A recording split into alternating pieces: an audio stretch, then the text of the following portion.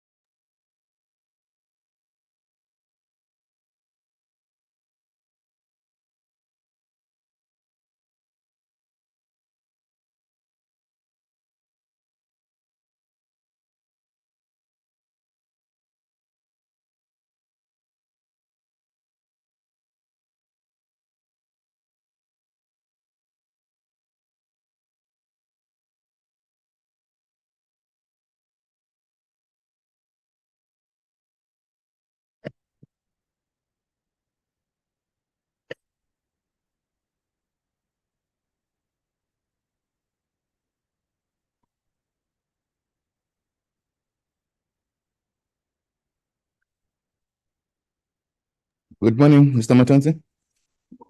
Morning, Chair. How are you? No, we're trying, and you?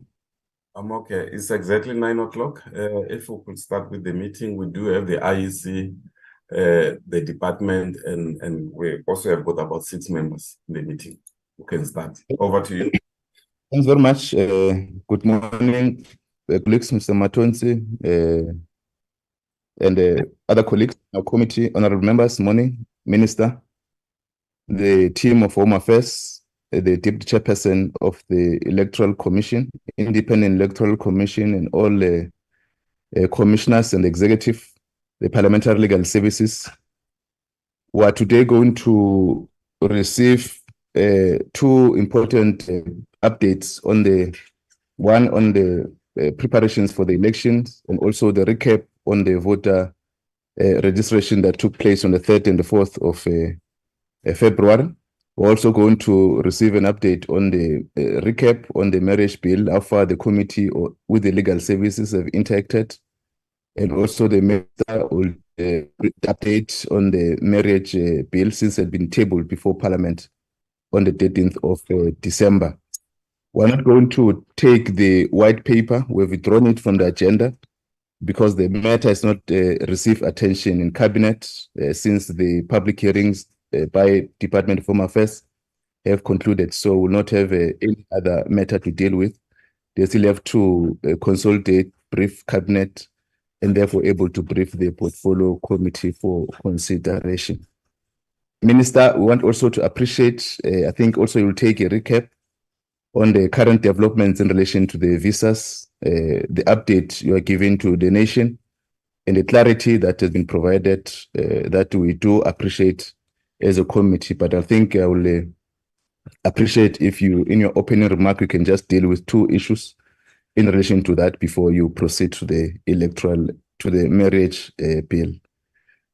The IEC will join the Select Committee of Security and Justice at the NCOP, as you are aware that today at 10 o'clock they'll be tabling the matters or deliberating on the Electoral Matters Amendment Bill. And from 10 o'clock on the IEC and the Deputy Minister will be expected to join the Select Committee for interaction. Mr. Matonzi, without waste of time, I want to invite you to deal with item number 2, apologies, and then I'll also invite the Minister, I'll invite the Deputy Chair. I'm not sure if Commissioner Mehta is in attendance. I was briefed that the Deputy Chair will be leading the delegation. But I'll start with you, Mr. Matonzi. Yes, Chairperson, from my side, I've got an apology from Ms. van der Merwe. She said she will attend, but she will leave at 11 o'clock, but I have not seen her in the meeting yet. Beside that, Chairperson, there's no other apology. Thank you very much, Minister.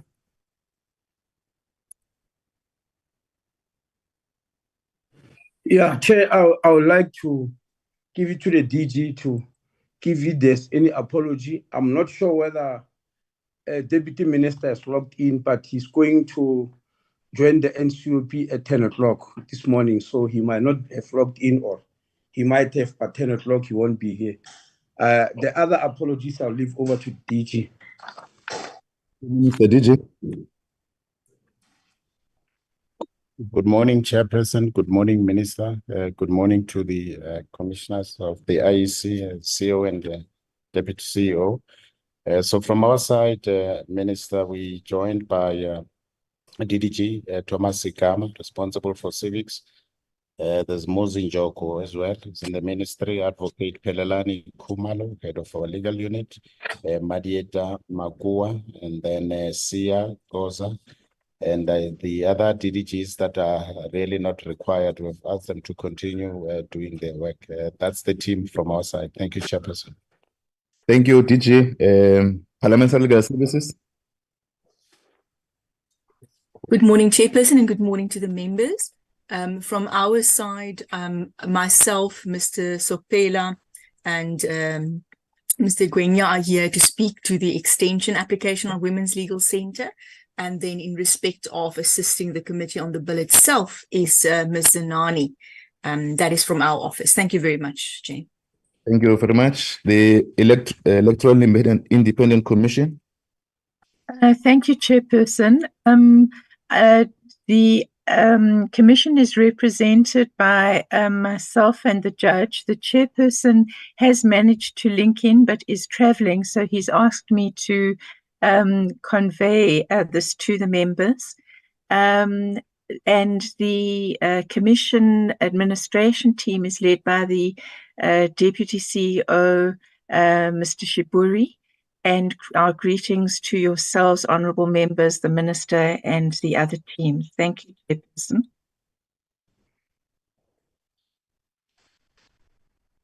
Thank you very much. All apologies have been noted, and thanks very much for that. We'll now go straight to item number 2, Deputy Commissioner Love. Thank you, Chair. I'm going to ask that DCO Shiburi will lead us in the presentation. Then we'll deal with any follow-ups and questions if that's in order through you to the DCO. Thank you. Mr. Shiburi. Thank you, Chair. Good morning, members. Good morning, Honorable Minister, Commissioners. Mr. Matonzi, are you able to see my presentation, and can you confirm if it's flighted? Yes, Yes, I'm able to see it. Thank you very much. The presentation this morning will deal or traverse three broad areas. The first one is to deal with the outcomes of the second voter registration weekend that was held in early February. The second, we will demonstrate the level of preparedness towards the elections that must be held by the 29th of May. The last part of the presentation is just sharing data, information, and key statistics with members of the committee. These two slides deal with the outcomes of the second voter registration weekend. And the story to be told out of this is as follows. One, over the 2 days, the 3rd and the 4th of February, the Commission interacted with no less than 2 million persons. Out of those 2 million transactions or interactions, 77% were persons who, while already registered, have a need to either update their details or reconfirm their details. This indicates that the message that people can only vote where they are registered is finding resonance because people came out to update and to inspect their details. The other 22% are persons who were entering the voters' roll for the first time as new registrations or new voters. So over the second registration weekend, 457,000 new voters entered the voters' roll. This slide summarizes the voters' roll in terms of gender as it stood after the second registration weekend, which was 27.5 million people, and the trend of there being more females than males on the voters' roll perpetuates. This slide talks about the cumulative registration activity, i.e. registration weekend 1 and registration weekend 2. If you combine those two registration periods, the Commission interacted with just under 5 million voters or persons. And out of those 5 million interactions, 20% translate into new registrations, i.e. persons who are registering for the first time as voters, and the other 19.5% are persons who, while registered, came to inspect and update their registration details. So when we finish voter registration weekend 2, the voters' roll stood at 27.5 million voters. I will come back to this slide when we deal with the certified voters' roll. I now move towards the second category of the presentation, which is the level of preparations for the elections. As you all know, an election is triggered by proclamation when the president formally proclaims the date on which the election will be held. The proclamation for this election was done on the 23rd of February by the president in respect of elections for the National Assembly and the 9 premiers in respect of elections for the 9 legislatures. What is the import of proclamation? One is the following.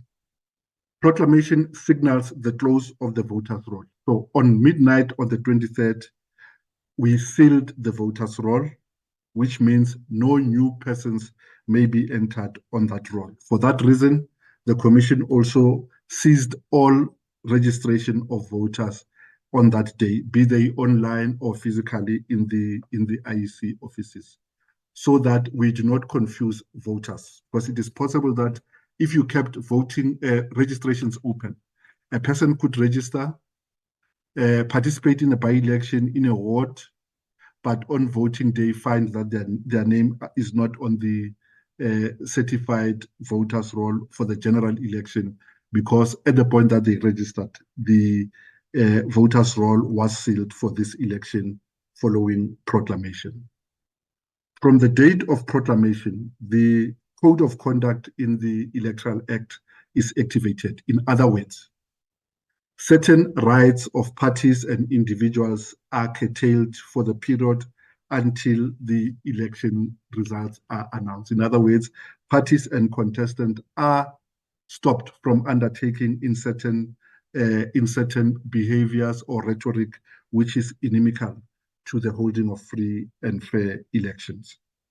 The Commission, following proclamation, held consultations with the National Party Liaison Committee on the 23rd and on the 24th, as required by Section 20 of the Electoral Act. The Commission published a timetable. As the name suggests, a timetable is a catalogue of activities that must take place, and the timelines within those activities must take place. And once published, a timetable becomes a subspecies of law. In other words, it cannot be changed willy-nilly. The Commission may only amend the timetable if it's in the interest of free and fair elections. Why is it the case? It is the case to avoid ad hoc decisions being taken in favor of contestants in a period where an election is underway. An illustration of this is as follows. If a party or an independent candidate failed to submit their candidate nomination documents in terms of the cutoff time and deadline in the timetable, the Commission has no discretion to accommodate or make accommodation for that candidate. The net effect is that that omission was fatal and the person will not be qualified to contest the upcoming election. As we know, in terms of the timetable, as it relates to candidates and parties, the cutoff time for parties and independents to submit nomination documents was on 1700 hours on 8th of March 2024. The activities that we are currently engaged with in terms of the timetable were as follows. The Commission concluded its objections, its considerations of objections on the 11th of March. In other words, 2 days after proclamation, we made the voters' roll available for inspections. A number of objections were raised. Those were considered by the Commission, and the Commission responded to the objectors and took decisions, which decisions the Chief Electoral Officer effected when he certified the voters' roll on the 12th of March. So the voters' roll, as it stands on the 12th of March, whether it has defects on it or not, will be the voters' roll that will be used for the elections on the 29th of May. The narrative from that voters' roll that was certified is as follows. The voters' roll now stands at 27.7 million people. You would recall I said after registration weekend 2, the voters' roll stood at 25.5 million people. So because proclamation was not yet done, from the date of the 5th of February following the registration weekend until the close of the voters' roll, we were able to register around 200 additional new persons, principally because of the online modality. 27.7 million represents the highest ever number of voters on the roll, and the Commission is pleased with that number. To create context, so that we explain why we are satisfied with 27.7 million persons on the voters' roll. If you compare this voters' roll with the voters' roll that was used in the last general election in 2021, between the elections in 2021 and the date on which we certified the voters' roll on the 12th of March, we had lost over 800,000 people, owing largely to mortality from the voters' roll. So in between elections, there is a net decline on the voters' roll. So the all new entrants should be seen in that context, that the voters' roll shrinks in the period in between elections, owing to rate of mortality. If we had not lost the 800,000 persons on the roll, we'd be talking about a voters' roll in excess of 28.5 million people. This next slide represents the voters' roll in terms of age and gender. The story to be made out of this slide is that 42% of the voters' roll is made up of persons between the age group 18 to 39. If you consider that South Africa, like the rest of sub-Saharan Africa, is an increasingly young population, this bodes well, and that the focus by all of us, the Electoral Commission, political parties, on inverting the underrepresentation of young persons on the roll should be intensified, because the efforts are beginning to show yield. And the good thing with young persons is that once registered, they are more likely to vote than any age cohort. We now move to deal with electoral logistics and material. And just to confirm the number of voting stations, we will operate 23,292 voting stations on voting day. 932 of those are temporary voting stations. In other words, there is no school, there is no church, there is no permanent structure in that community to use as a voting station. So even before we talk about distributing ballot boxes, we must first create temporary facilities so that persons can, even in those circumstances, dignity. We have 32 mobile voting stations. 32 mobile voting stations are typically in spatially vast areas with sparse population. Mostly they are in your game reserves, the Kruger National Park in Mpumalanga, in the Eastern Cape, and KwaZulu-Natal accounts for 9 of those voting stations. So they have stopping points and stopping times that are advertised, and those communities already are familiar with the operation of mobile voting stations. This slide just gives you an indication that in 9% of our voting stations, we do not have electricity, we do not have sanitation in another 6, no water in others. And in these areas, we must first organize or make arrangements for these amenities and facilities, even before we can start talking about the roll down of ballot papers. We are thankful to municipal councils, provincial governments, who lend a hand to ensure that this category of voters still vote in circumstances of dignity. This next slide talks about our level of readiness as it relates to electoral supplies. And the following statement is worth making. Because preparations for election commence typically 18 to 24 months ahead of voting day, we can confirm that we are done with arranging material support and confirming voting stations. The only things that we are yet to conclude are those whose initiation depends on a proclamation or a timetable. What are those? Those are typically the ballot paper printing. We can't start ballot paper printing until such time that we've concluded all processes related to candidate nomination. In anticipation of a very difficult election, in anticipation of a difficult configuration of ballot paper, we had already packed capacity by late last year, meaning we have run the procurement process, we've identified printers. All that is left is for us to assign work to those printers in a manner that spreads the risk so that you don't have one printer carrying an inordinate load that failure to perform would jeopardize the elections. We will print in at least 6 sites spread across the country so that we can spread the load.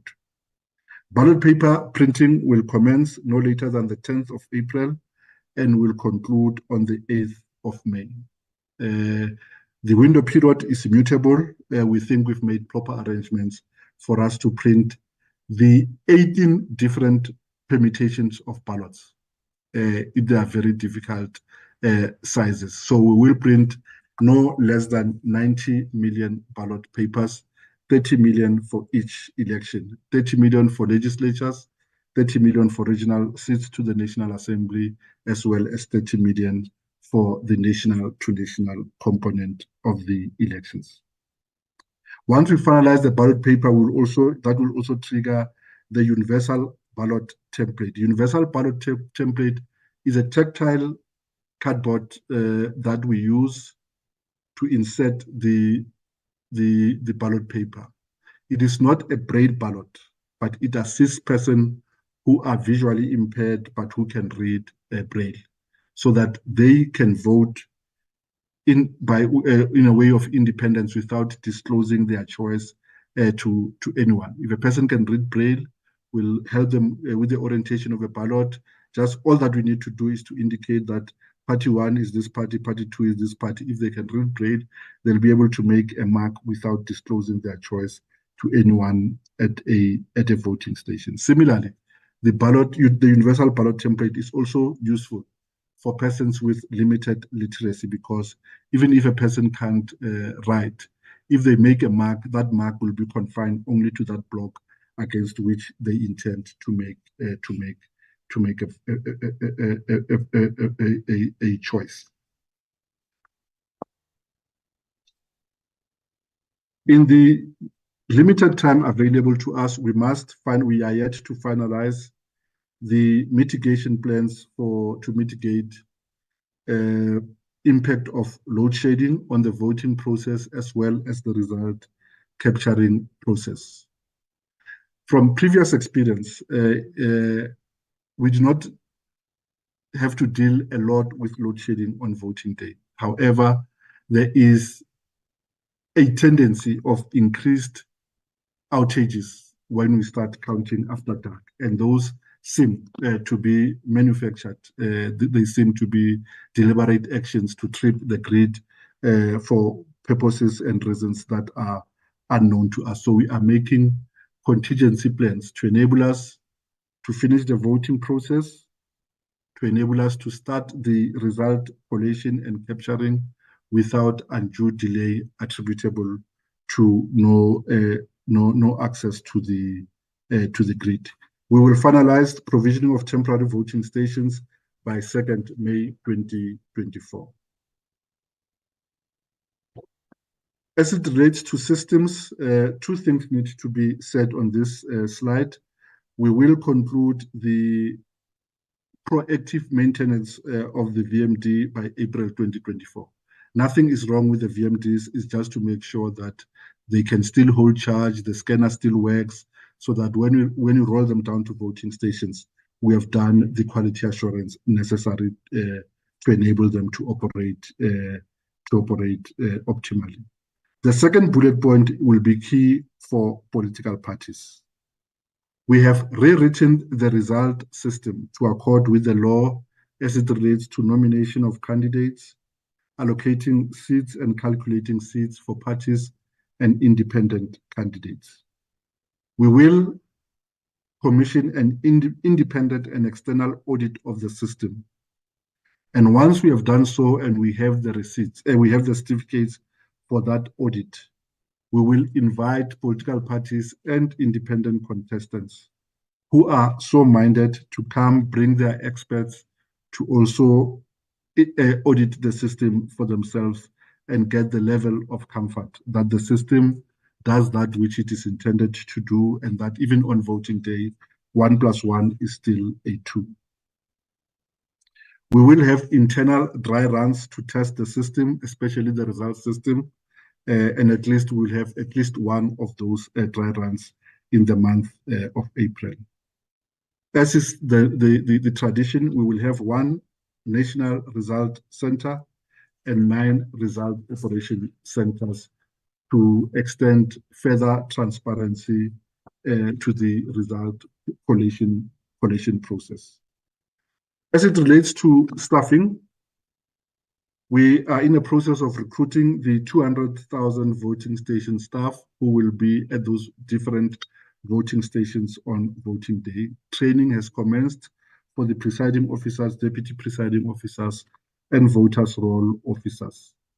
What is important is that we will give the names of the 3 key people at the voting station: the presiding officer, the deputy presiding officer, and the voters' roll officer, to the local PLCs at the municipal level, so that contestants may check for themselves that those persons are suitable to run the electoral process.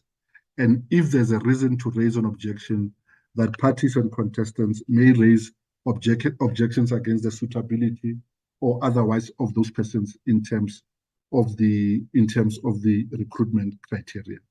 A point that is worth repeating is that the recruitment criteria has been developed following consultations with the parties represented at the national PLC. I move now to the work that we're doing to prepare voters for the elections. In the period leading up to the election, the focus is on the following: educating the general public on the implication of the 3 ballots and why there is a need for the 3 ballots and how ballots must be marked. 2, sharing information on special votes, what they entail, and who qualifies for special vote and how special votes can be accessed. We will also do more illustrative education with mock ballots to illustrate the various look and feel of the ballots, especially if we end up with ballots that are set out in more than a single column, so that persons already have a sense of how a ballot will look like before they experience it for the first time at the voting station. The key point for this campaign must deal with reminding voters that they can only vote where they are registered unless they have pre-notified us that they will vote at a different voting station, and also indicate and provide the details of that other voting station. And lastly, we will encourage voter participation. And the platforms on which we'll carry this, it will be face-to-face community workshops, social media platforms, televisions, radio, including community radio, animation on new media, as well as printed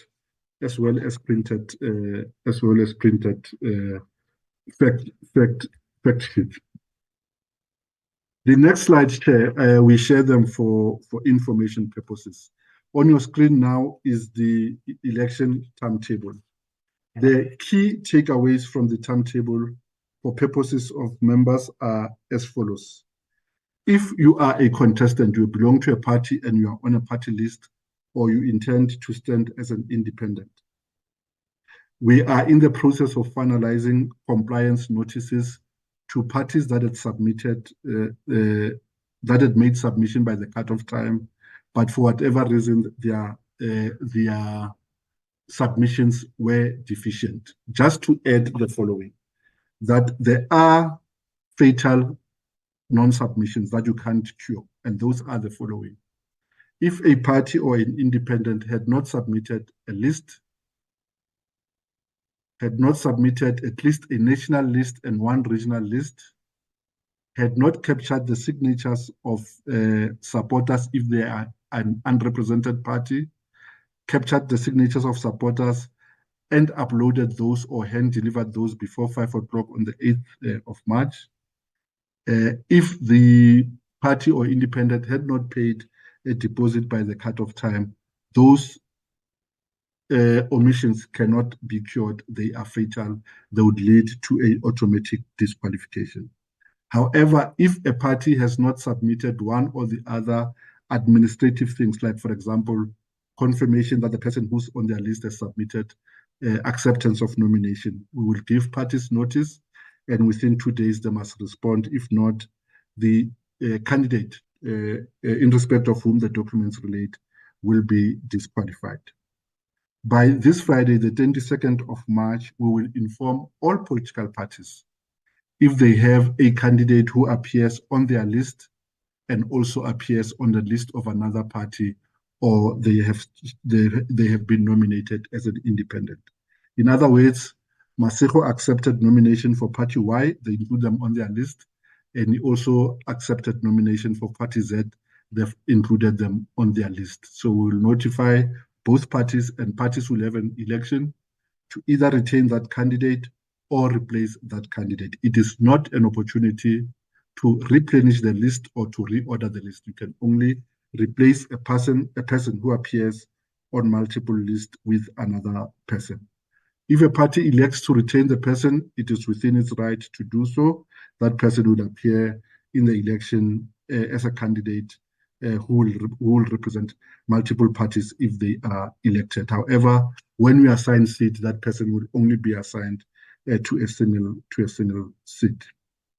The next milestone in terms of the timetable is a date, the 26th and 27th of March. On those 2 days, the Commission will unseal the list of candidates in terms of Section 27 and Section 31 in respect of independent candidates. We'll unseal the list of candidates to enable inspection and objection. The objections to the person being suitable to stand for election can only be in terms of Section 27 as it relates to party candidate and Section 31 as it relates to independent candidates, read with Sections 47 as it relates to candidates nominated to the National Assembly and Section 106 for candidates nominated to the provincial legislatures. So those are the grounds on which objections to candidates being able to contest can be entertained. The Commission will take decisions on those objections by the 28th of March, and the next key milestone will be on the 10th of April, when the Commission will release the list of parties and candidates that have complied with the requirements to contest this election. In other words, those parties and independent candidates who will appear on a ballot paper. And by the 4th of April, the Commission will do a ballot paper draw to determine the party that will be on the top of the ballot paper and the ordering alphabetical sequencing of that ballot paper. This slide, and I think it's key to understand it as it relates to the challenges that we'll face in this election. The slide shows the number of parties that contested each election since we've had elections based on the voters' roll from 1999. In 1999, we had total 26 unique parties that contested the elections, either in the region, provincial legislature, or National Assembly on a national-to-national basis. Fast forward to the last elections in 2019, we have 78 unique parties that met the requirements to contest the elections.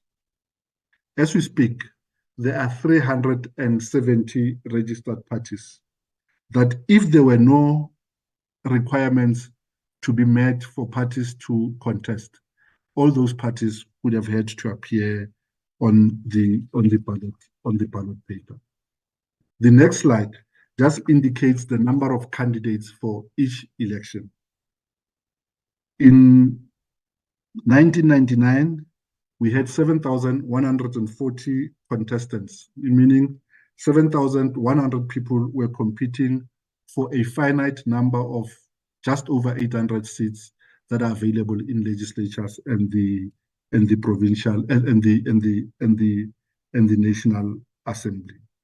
In 2019, we had 14,936 people contesting for the same number of 800 odd seats, which means because we have many parties and many candidates, but the voters have always chosen 13 or 14 parties to represent them in the legislature. In other words, while the number of contestants and parties increase with each election, that has not translated in the plurality of voice in the National Assembly. It has not translated in more representation in the National Assembly. For a result announcement, what this means is that the voices of all those parties that did not get a seat, the voices of all those candidates that did not get seats, will always drown out the voices of those parties that have been successful in the election. And it's so easy, therefore, that a narrative can start to be woven that the elections were not free and fair because the majority of contestants did not get enough votes to get a seat.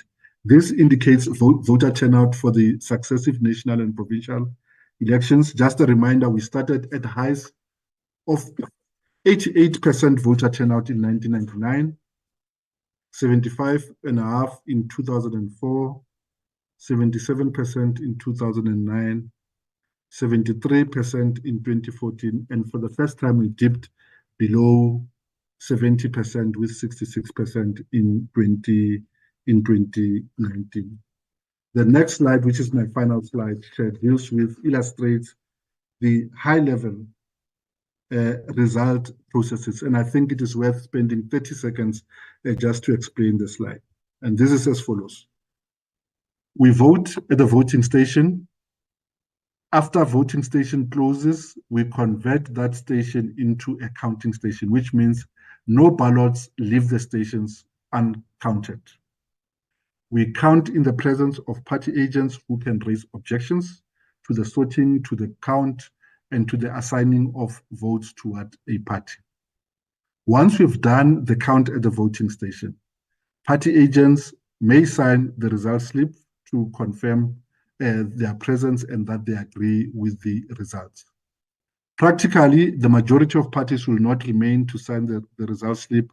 However, a party that has a lead at that voting station is likely to remain engaged with the process until the end and will always have a signature from a party agent that was leading from the party that was leading at that station. By law, a presiding officer must sign a result slip and include their details to confirm that is a genuine result slip. Each result slip has a unique barcode, which means you cannot generate a result slip outside our result system and scan it into the system because that barcode will not be recognized in our result system. The result slip are completed in duplicate. One result slip is left at the voting station as a way to announce and make the results known at that voting station. Party agents may make photographic images of those result slips so that they have a record of what the results were at that voting station. The result slips, one is left at the station, the other one is transported in a temper evident bag by the presiding officer to our capturing site, which is our local office. At the capturing site, the result slip is scanned so that we create an image of that result. And that scanned image is available to political parties, all contestants, and the officials of the IEC. Once we've scanned that result slip, we start a process of manual capture of the result. It is a double capture, which is blind. You first capture, the screen goes gray, you capture again, and if there is a match between the two, the result is accepted. We save and print the result slip, and we have auditors who then audit the result slip, not on a sample basis, but they re-audit each result slip to make sure what has been captured into the result system and the image that has been scanned from the voting station, there is a match on those results. And then we file. After we've done all this manual process, there are other automated processes which we call exceptions. The exceptions will occur in the following, for an example, the following circumstances. If Party A gets 1,000 votes on the National Assembly election, but gets 300 on the provincial legislature election, the system will block that result and ask us to purposefully look at the result. It doesn't say the result is wrong, but it just says voter behavior in this station is out of odds for this party on different ballots. So you look at that result, and if there's a reason, you capture the reason why those results are in that way, and that result becomes available on the leaderboard. The results become available on the leaderboard at the same time as it becomes available to us in the commission as it becomes available to political parties either present at the result capturing center or by way of an API, they become available also to political party, which means the commission does not have access to result a second earlier than any other contestant.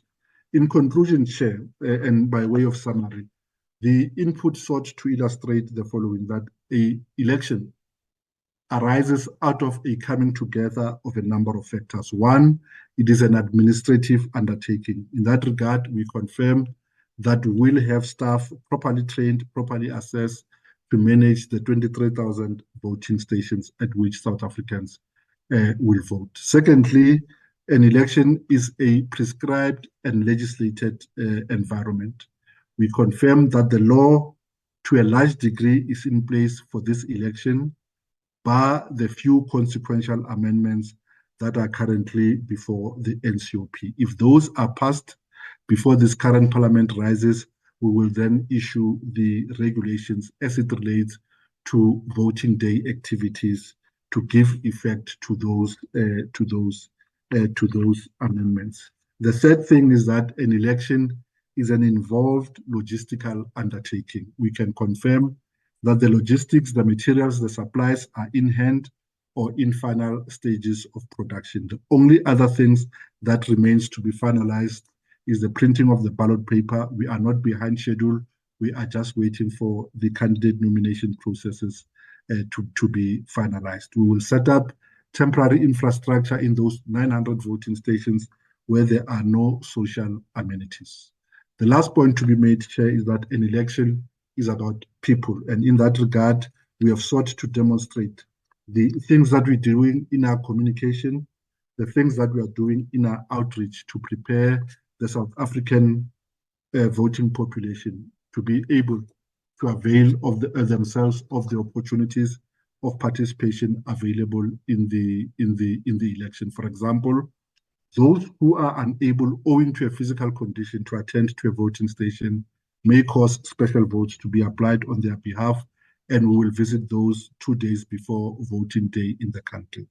South Africans who already know that they won't be at their voting station on voting day may give us pre-notification of their intention to vote and indicate the details of that other voting station at which they will vote, and those notices must be in by 17th of May. South Africans who are going to vote overseas but they are registered in the country will have until the 22nd of April to give us notice of the intention to vote overseas.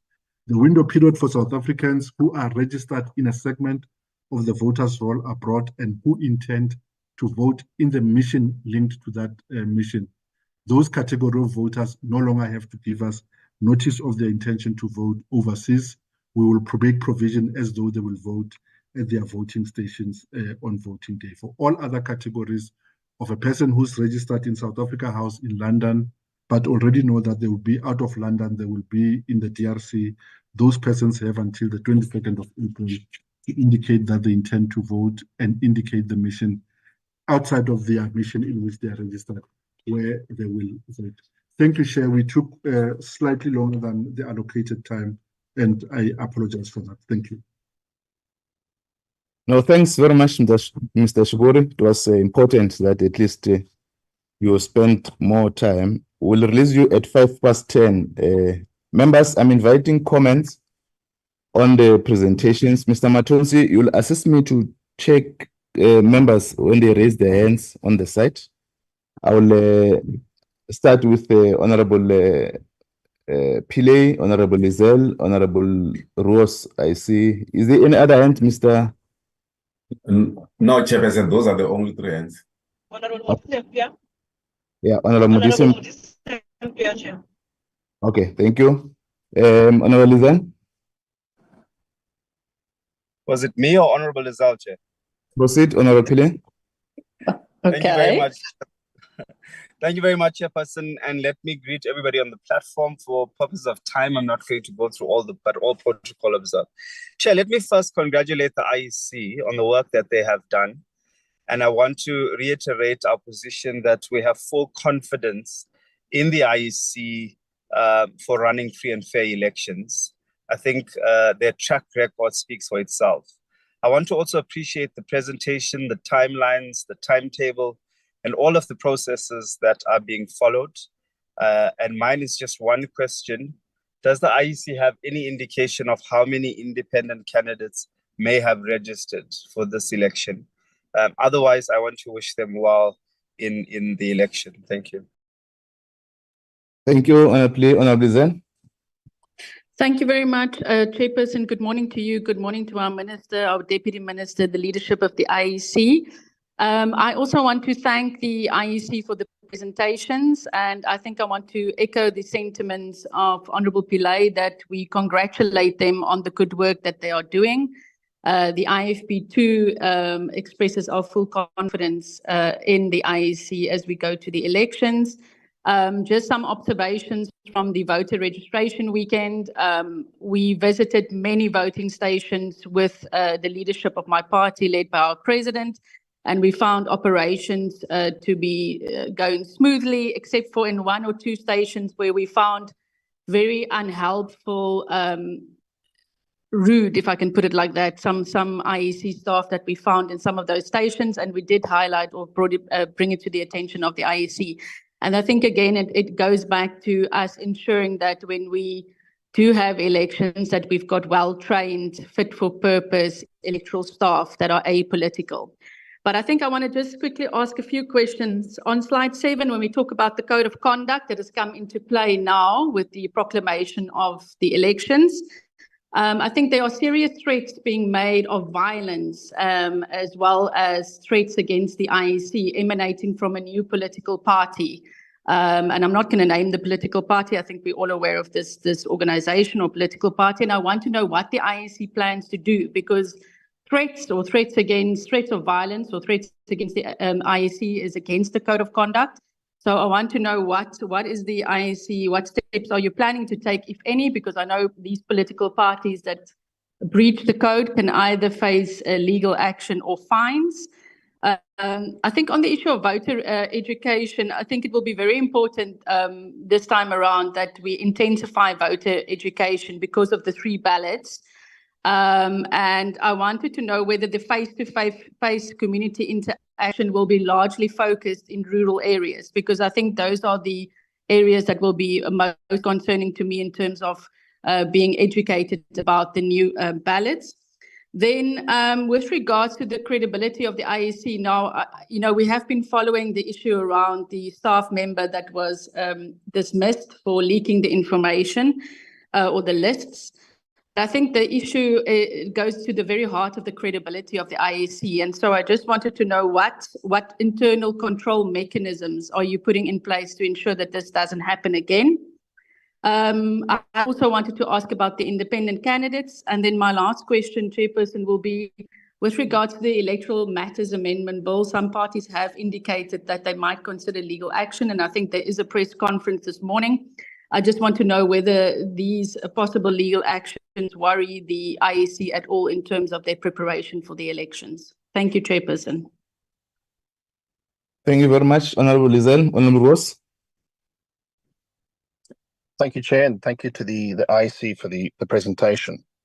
Chair, I'm going to start with what is on the IEC website in terms of observers. So on the IEC website, it talks about how observers, both domestic and international, play a crucial role in ensuring that the elections are transparent, free and fair, and that the outcome is accepted by voters, political parties and candidates.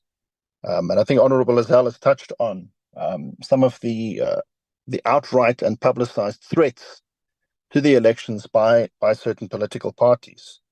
And really my question to the IEC is given that on your website, you talk about the importance of observers, how they build up public confidence in the honesty of the electoral process, and how they actually give an election management body like the Electoral Commission invaluable advice or support. Do we not need as many election observers as possible? Then in your criteria for presiding and deputy presiding officers, it says that in the last 5 years, the person must not have been elected to office in an organization that has party affiliations or aims. So given that CUSATU is part of the Tripartite Alliance, Does this include labor unions affiliated with COSATU? Then in terms of the VMD, so I think, you talk about time challenges and with the additional ballots, that it can create a longer day for the IEC. And what we picked up in the registration weekends, there was an inconsistency in how long electoral officials waited to get a signal before they took a registration. So I'd just like to get an understanding of have you set a cutoff time by which an official must wait for a signal before they continue? Because, in Tshwane, for example, there was one case where they were waiting 15, 20 minutes for a signal. And I think on election day, that is going to bring a voting station to a standstill. So I'd just like to understand, has the IEC considered this? And is there a cutoff time by which you say after 5 minutes of waiting for a signal, you continue on manual? Is it 1 minute? What is the maximum time period there? I think it's important that it is set, given the time crunch that could occur on election day. Then in terms of the redesign of the results process, how will the IEC ensure that presiding officers do not deny party agents the right to take photos of result slips? And then what measures will prevent the presiding officers from filing a result slip that was changed after the PO left the voting station after the count? And then a final question and a very important issue. Now, we have heard about the impact of disinformation, misinformation, and artificial intelligence as one of the biggest threats to democracy in the world at this point in time. And my question is, if a candidate or a political party asks the IEC to investigate disinformation, misinformation, the inappropriate use of AI around these elections to the IEC that goes against the code of conduct, what capacity have you put in place to deal with these, to assess these?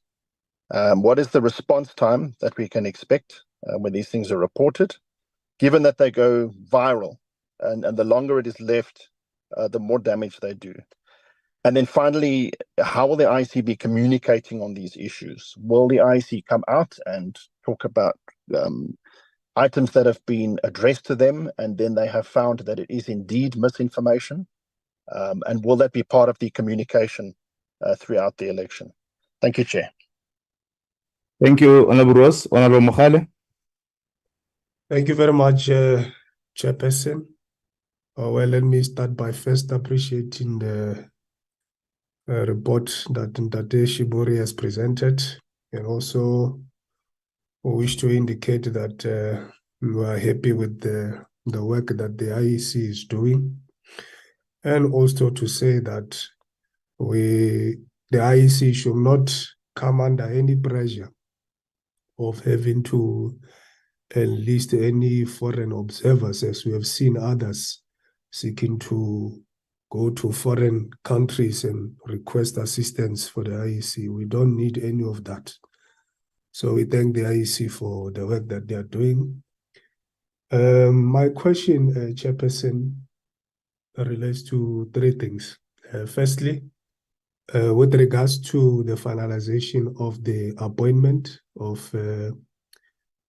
staff and the training, when is the training going to start, and how long is that training process going to take? Because I think that's one aspect that the IEC really needs to work on very hard, so that we don't have situations of staff members or presiding officers at voting stations giving different interpretation to legislation, or especially with regards to the issue of the taking of pictures of result slips and so on, and many other issues that we normally encounter, which are indicated that some of these people were not properly trained. So I would like to understand when will the IEC finalize the appointment, and the training, how long is the training going to take place? Secondly, we've had a number of challenges with regards to access to certain voting stations, particularly in the rural areas in the farms, because farmers would not allow us to either do some work of campaigning or whatever, or even go to the extent of refusing our people to pitch their tents and gazebos close to their farms. So I want, especially one farm in particular, which comes to mind, is there in Vierfontein. I think it's in the Free State, that area of Viljoenskroon. There's a racist farmer there who's giving our people problems there in terms of accessing his property and doing work. We experienced that in the previous voter registration weekends. So I want to understand from the IEC side, how do they plan on dealing with some of these issues of denying political parties access? Because I would believe that if a person avails their property to become a voting station, by extension, they also shouldn't have a problem when political parties pitch up their gazebos and tents next to their properties as voters come in and go out. So I want to know how the IEC is going to deal with that.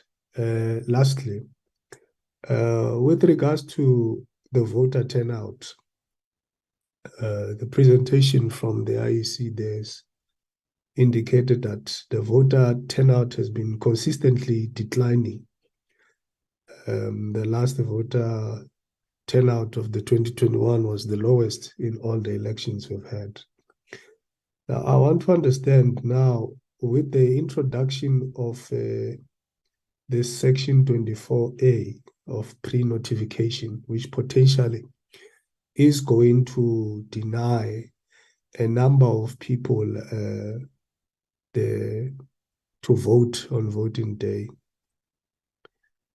Are we not also, inadvertently contributing towards a lower voter turnout? Because I'm of the view that this Section 24, one of the unintended consequences is that it's going to affect voter turnout. Not that people will not present themselves to vote, but they are going to be turned away from the voting stations because of this particular section of the Electoral Act. So in terms of the work that the IEC is doing to voter education in this regard, I want to understand how many campaigns have they run, and what is happening with regards to that. Thank you. Thank you, Honorable Mohale. Honorable Modise Msia.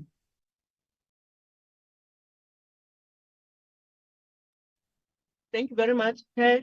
Let me also express our full confidence and support towards the work that the IEC has been doing and is doing. I have just 2 or 3 questions here for the IEC with regards to the elections. Firstly, is to take, considering that the 29th of May will be in winter season, and we know the challenges with the load shedding. I just want to take, how has the IEC prepared for all stations to have capacity in case of load shedding, so that the systems are not then affected and it does not really delay or affect the proceedings of voting. Also, on the same breath, to take, if the IEC, since the ballot papers will be long, it is evident that one voter will take a longer time in the voting booth. Now, has the IEC considered extending the voting day hours? We know normally that the stations will open at a certain time, and at a certain time they close. I think normally at 9 p.m. the voting stations are closing. Has the IEC considered extending the hours or the voting hours on the day to ensure that at least voters have sufficient time to can go and cast their vote. Okay.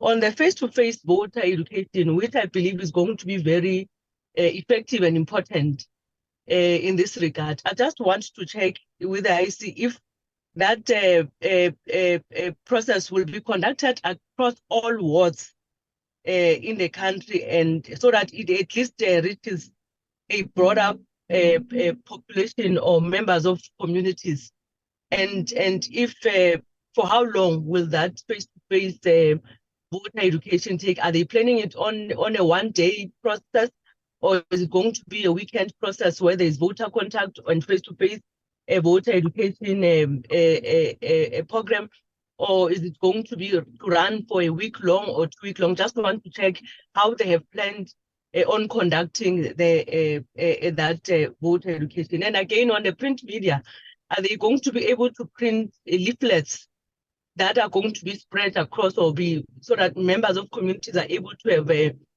feel and have a see and feel on how the ballot paper is going to look like? I know it also speaks to issues of funding or having adequate resources. The outreach so that I don't sell you short.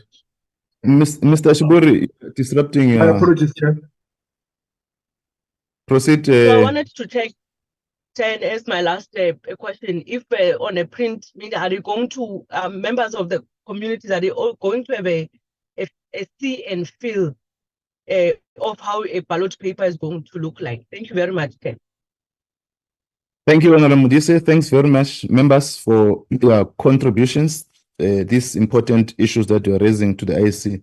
3 issues that I also want to raise. One, on the 3rd and the 4th, there were some issues of logistics in the Northwest. And I think if they're not being corrected, may affect the readiness of the IEC on the 29th provincial and national elections.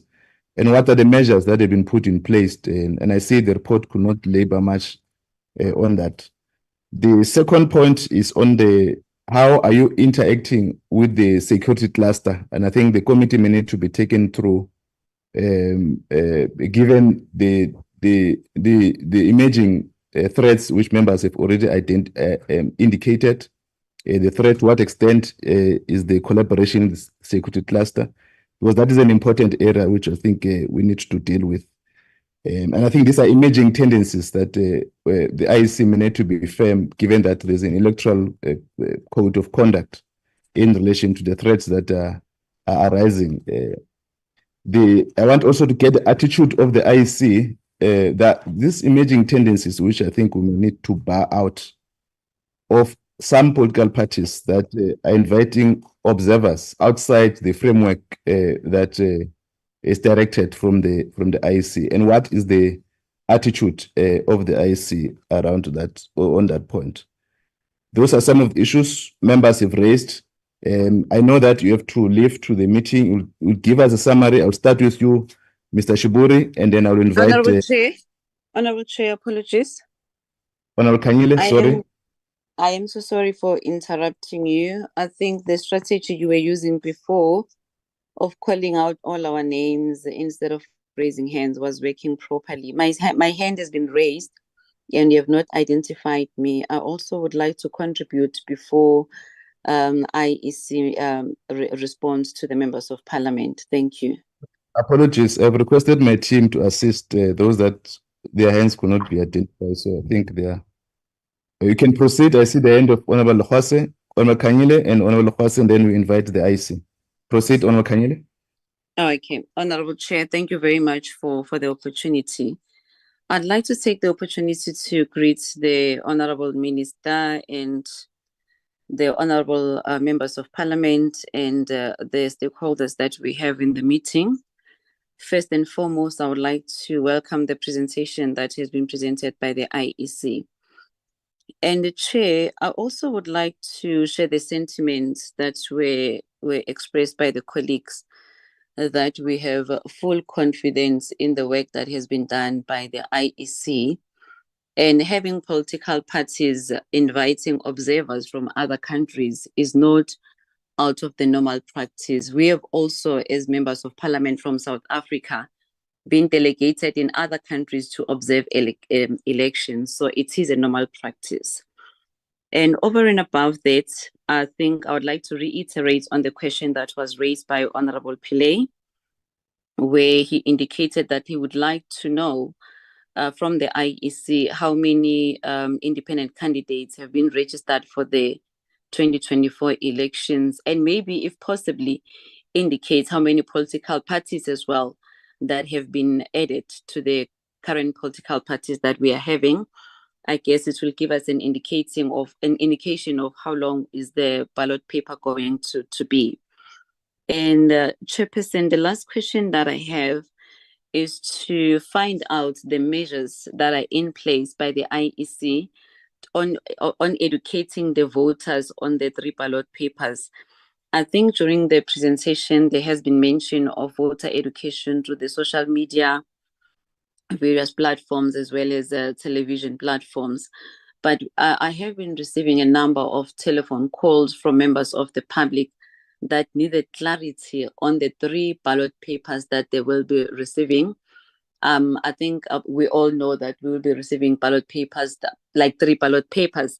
But what I'd want to find out is if IEC has measures in place to ensure that voters are also educated accordingly on the number of ballots that they're going to expect and how exactly do they work. Thank you, Chairperson. Thank you very much, Honorable Kanyile. Honorable Khwasa. Thank you very much, Chair, and good morning to all the colleagues on the platform. Chair, without any waste of time, I'd also like to follow you in congratulating the IEC on the work they've continuously been doing in all the elections that we've gone through until to date.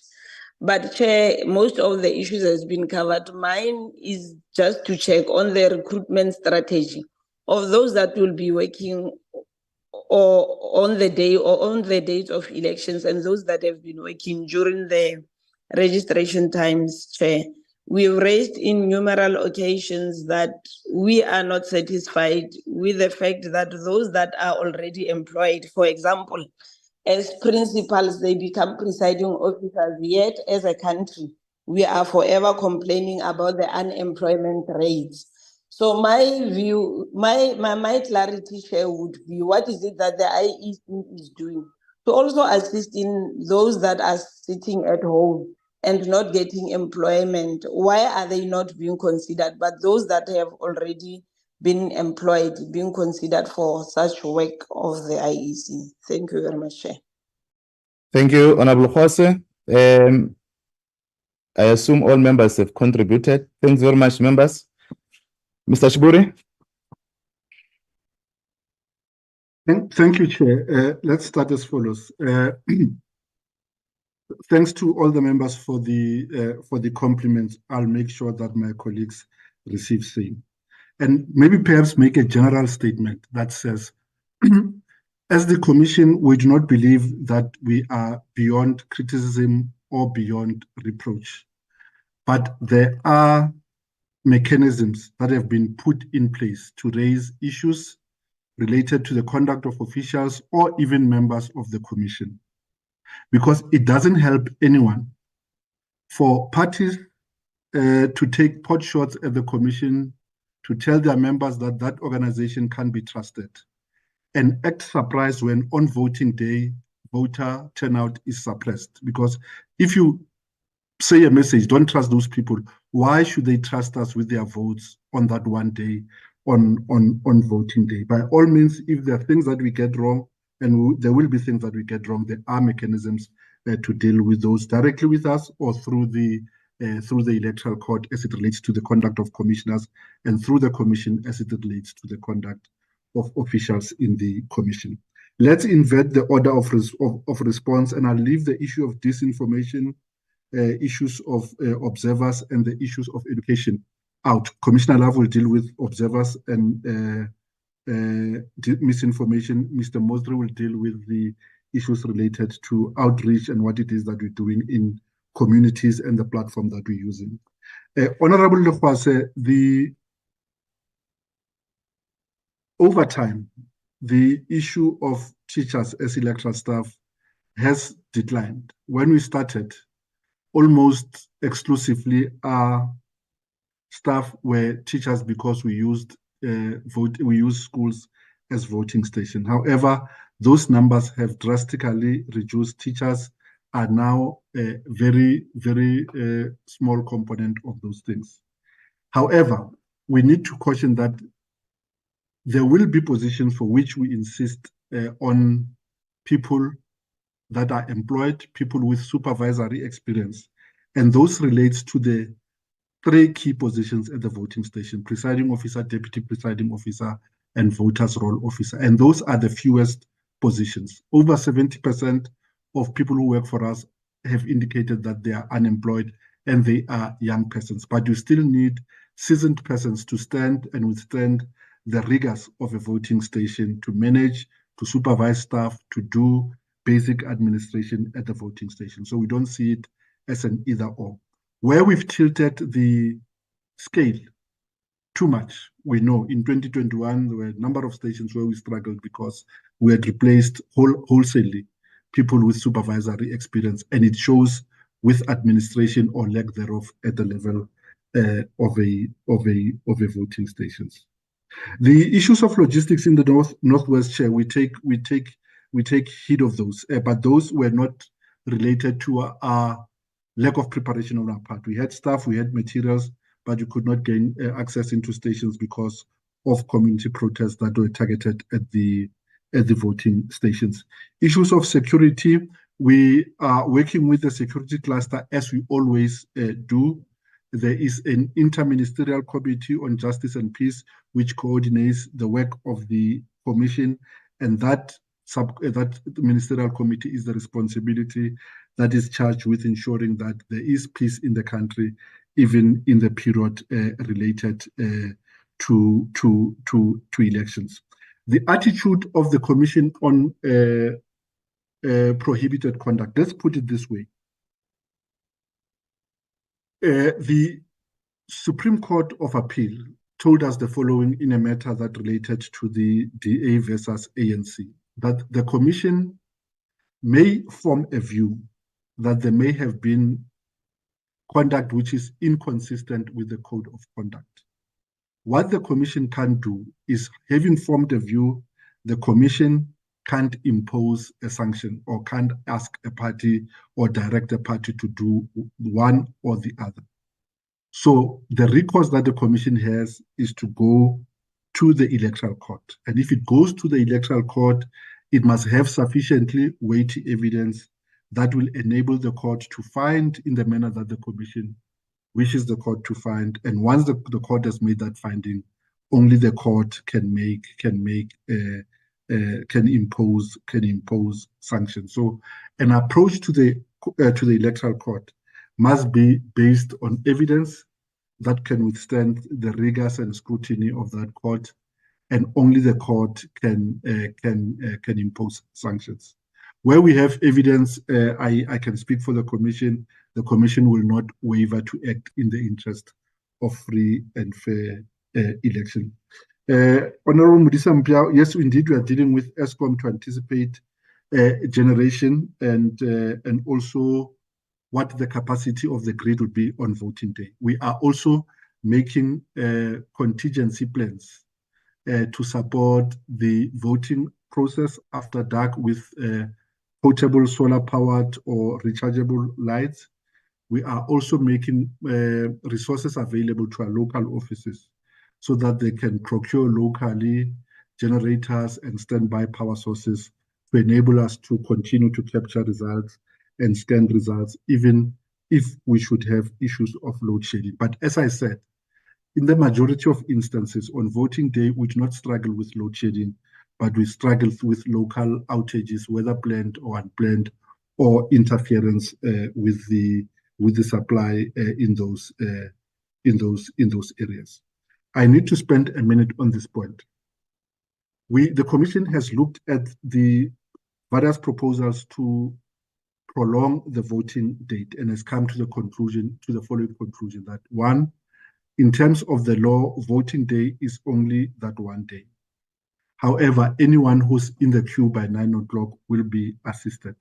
But it doesn't help to say anyone who's in the queue by 9 o'clock will be assisted. We are putting measures to deal with queues from the moment we open voting stations and throughout the voting stations. One, we will have QR codes at all voting stations to help people who join the queue to know at that point whether they are at their correct voting station, and we will redirect them to the voting station at which they are registered. For those persons without smartphones, we are looking at an investment in terms of which you could have hardware at voting stations so that even those those voters can be assisted so that they don't join a queue, wait in a queue for a period of time before they are told that you are in the incorrect queue. That's the first one. The second one, we will have big ballots printed and available at voting stations to help voters with orientation so that a voter already knows that their party is either on the left or right column towards the top, middle, or the bottom of a ballot paper, or where we have multiple page ballots on the second or third page, so that they don't have to interact with the ballot paper for the first time when they get into the ballot. So when they get a ballot paper, they already have an indication of where on the ballot their party will be located. Thirdly, we are introducing additional counting capacity, where we purposefully recruit people with numeracy type skills so that they help the presiding officer and the team that would have worked for the 2 days of special votes and on voting day to deal with the count more speedily, but also to increase accuracy of the count. Lastly, we are also introducing big dummy result slips at the voting station to help presiding officers to record the result of parties correctly and avoid situation where results of a party B are allocated to party C by mistake, either because the names sound the same or because they've missed the sequence of the parties on the ballot. Ntate Mogale, Section 24A, will it not inadvertently have negative impact on voter turnout? I presume it would, but the biggest consideration when Parliament took a decision to amend Section 24A was to safeguard the integrity of electoral outcomes, to guard against a possibility of a narrative emerging that people are able to vote more times than they're entitled because they are able to vitiate the efficacy of the other control measures, including ink and those type of things. So I think jointly with parties populating the messages and the activities that Mr. Mawetu will deal with to indicate the work that we are doing to ensure that as many people have access to this information will be of assistance. Access to farms, we have received your representation. We will respond to that, and we may even come back to you to indicate specific details that we may require in certain instances. But as a general rule, is that a voting station, whether it's privately owned or public facility, the commission, political parties, agents have access to that facility without let or hindrance for purposes of election preparation, including campaigning. We are also working with the organizations representative of farming communities to deal with issues of access to voting stations. Recruitment and training, Dr. Mohale, is currently underway. Those persons who we have recruited will undergo at least 4 sessions of training, 4 days of training on a modular basis. So there'll be a module that deals with the special votes. There'll be a module that deals with voting day activities. There'll be a module that deals with counting. And for each module, a person is assessed.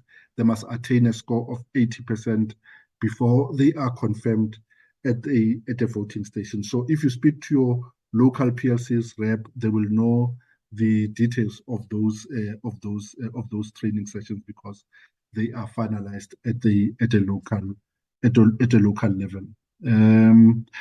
Honorable Rios, how to stop presiding officers from refusing agents to take photographs of completed result slip It's part of training, but also we've acceded to a request to have that message embossed on the face of the result slip to indicate that party agents may make photographic images of the completed result slip.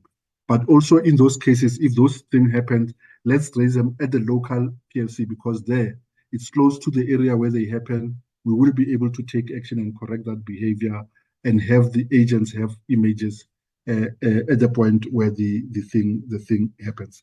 The VMD and signal. The VMD is specified to operate under the following circumstances. One, in online and in offline mode. Online is where all the things in the environment work, where there is no interruptions owing to internet cable being cut. So where there's connectivity, where the towers are fully charged with batteries, the VMD will operate online, which is the majority of the country. When the VMD fails to establish a signal, within 7 seconds, it will default to offline mode. So an operator doesn't even have to do anything. It will automatically default to offline mode and enable the voting process to continue. And because we are, for voting processes, we do not deal with maps and data-laden transactions. The VMD should work optimally because the packets of data that we're sending through and receiving back are very thin. It's just that string that contains an ID number of a voter. So for election purposes, it will work better as it did in the election on 2021. So there should not be a reason for the voting process to stop because the VMD is slow or doesn't have connectivity. Again, we will have paper voters' rolls. And so if a VMD should misfunction for whatever reason, this voting process should not stop. We should continue on the basis of the hard paper voters' roll while we await a replacement voters' roll. The recruitment criteria is intended to exclude persons who are actively involved with political parties. So we will make the names available to local PLCs. Local PLCs will then raise objections against, based on local knowledge against those persons. What we do on our part, we will also run comparisons with this candidate nomination system to check if a person has been a candidate in the last 5 years for a political party. And if they have been, we will exclude those persons. The criteria is not intended to exclude people who are members of trade unions, but rather people who have a high political profile. The issue of observers, Honorable Gross, I leave to Commissioner Love to deal with. Honorable van der Merwe, do possible court challenges worry the IEC? Yes, they do.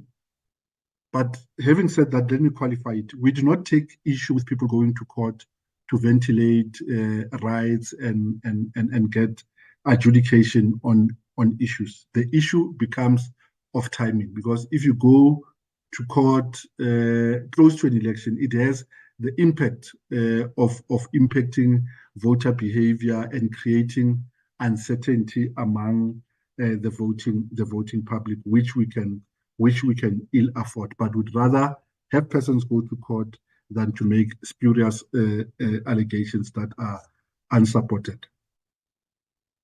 How are we going to stop further leaks? It is a difficult one. Can we stop information being shared in an unauthorized manner? I don't think we can make that promise without lying to you, Honorable van der Merwe. In the current circumstances, the issue is as follows. The person was properly authorized to have access to those reports and to have access to the system. What they were not authorized to do was to disseminate, share, or distribute that information. We have looked at our control measures. We have limited access. We have disaggregated the reports that any one person has at any given time, so that a person does not have the reports access from A to Z unless there's critically an unavoidable business need.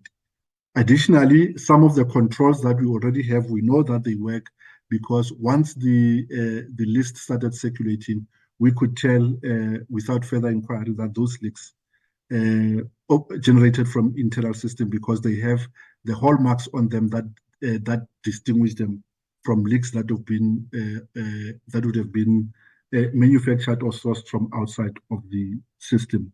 Mr. Mosley will deal with the 3 ballots and the education that we're doing around those ones.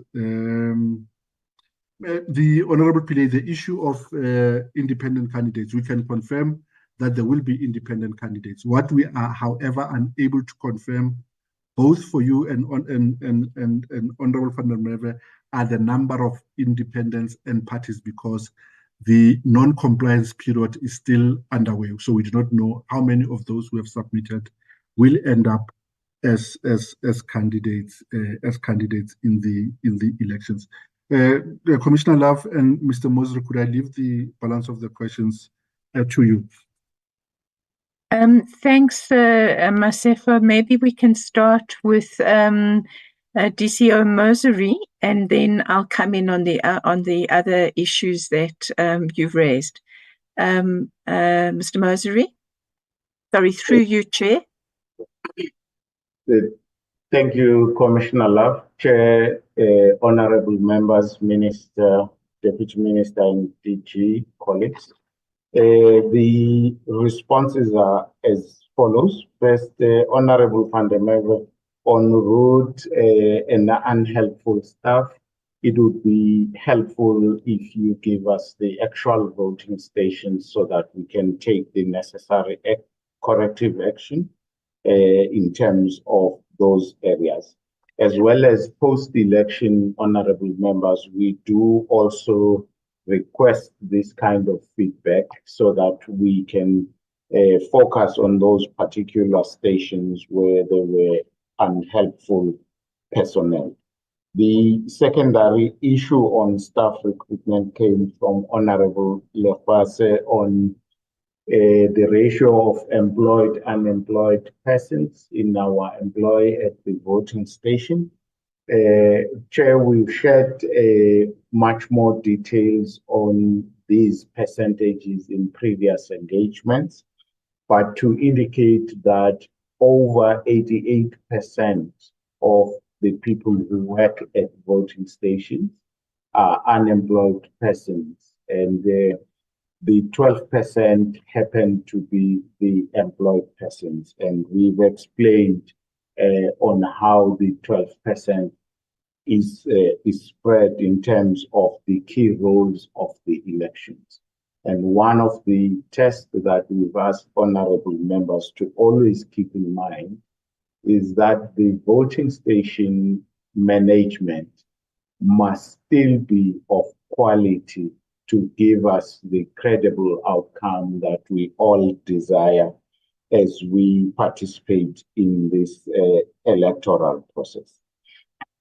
Just briefly on the matter of observers, honorable members, it is the role of the Commission to invite broadly domestic as well as international observers, and not necessarily a role that is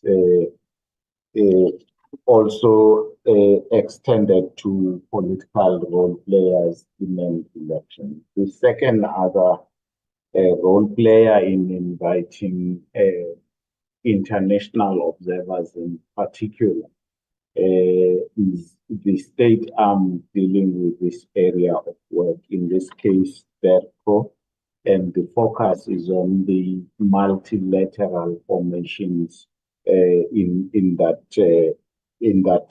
arrangement. And therefore, some of the expressed reasons for parties doing this on their own are noted, but are not within who should be doing this kind of work.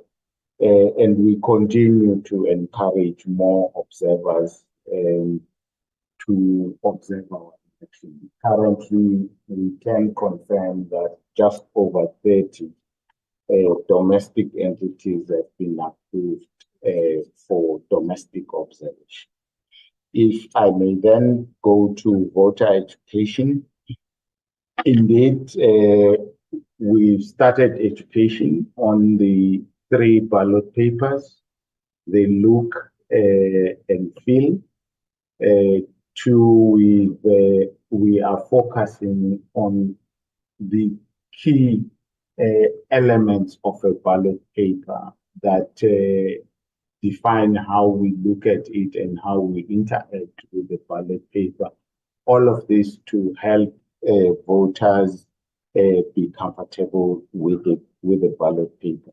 One addition that we will also indicate in the coming 2 weeks is the various colors we may use on the ballot paper just to help the identification and meaning of the ballot paper. So you should see on our website as well as on other platforms all the graphic design that we've prepared for the 3 ballots and where what they mean when the voter interacts with them. But also we are emphasizing how to mark a ballot.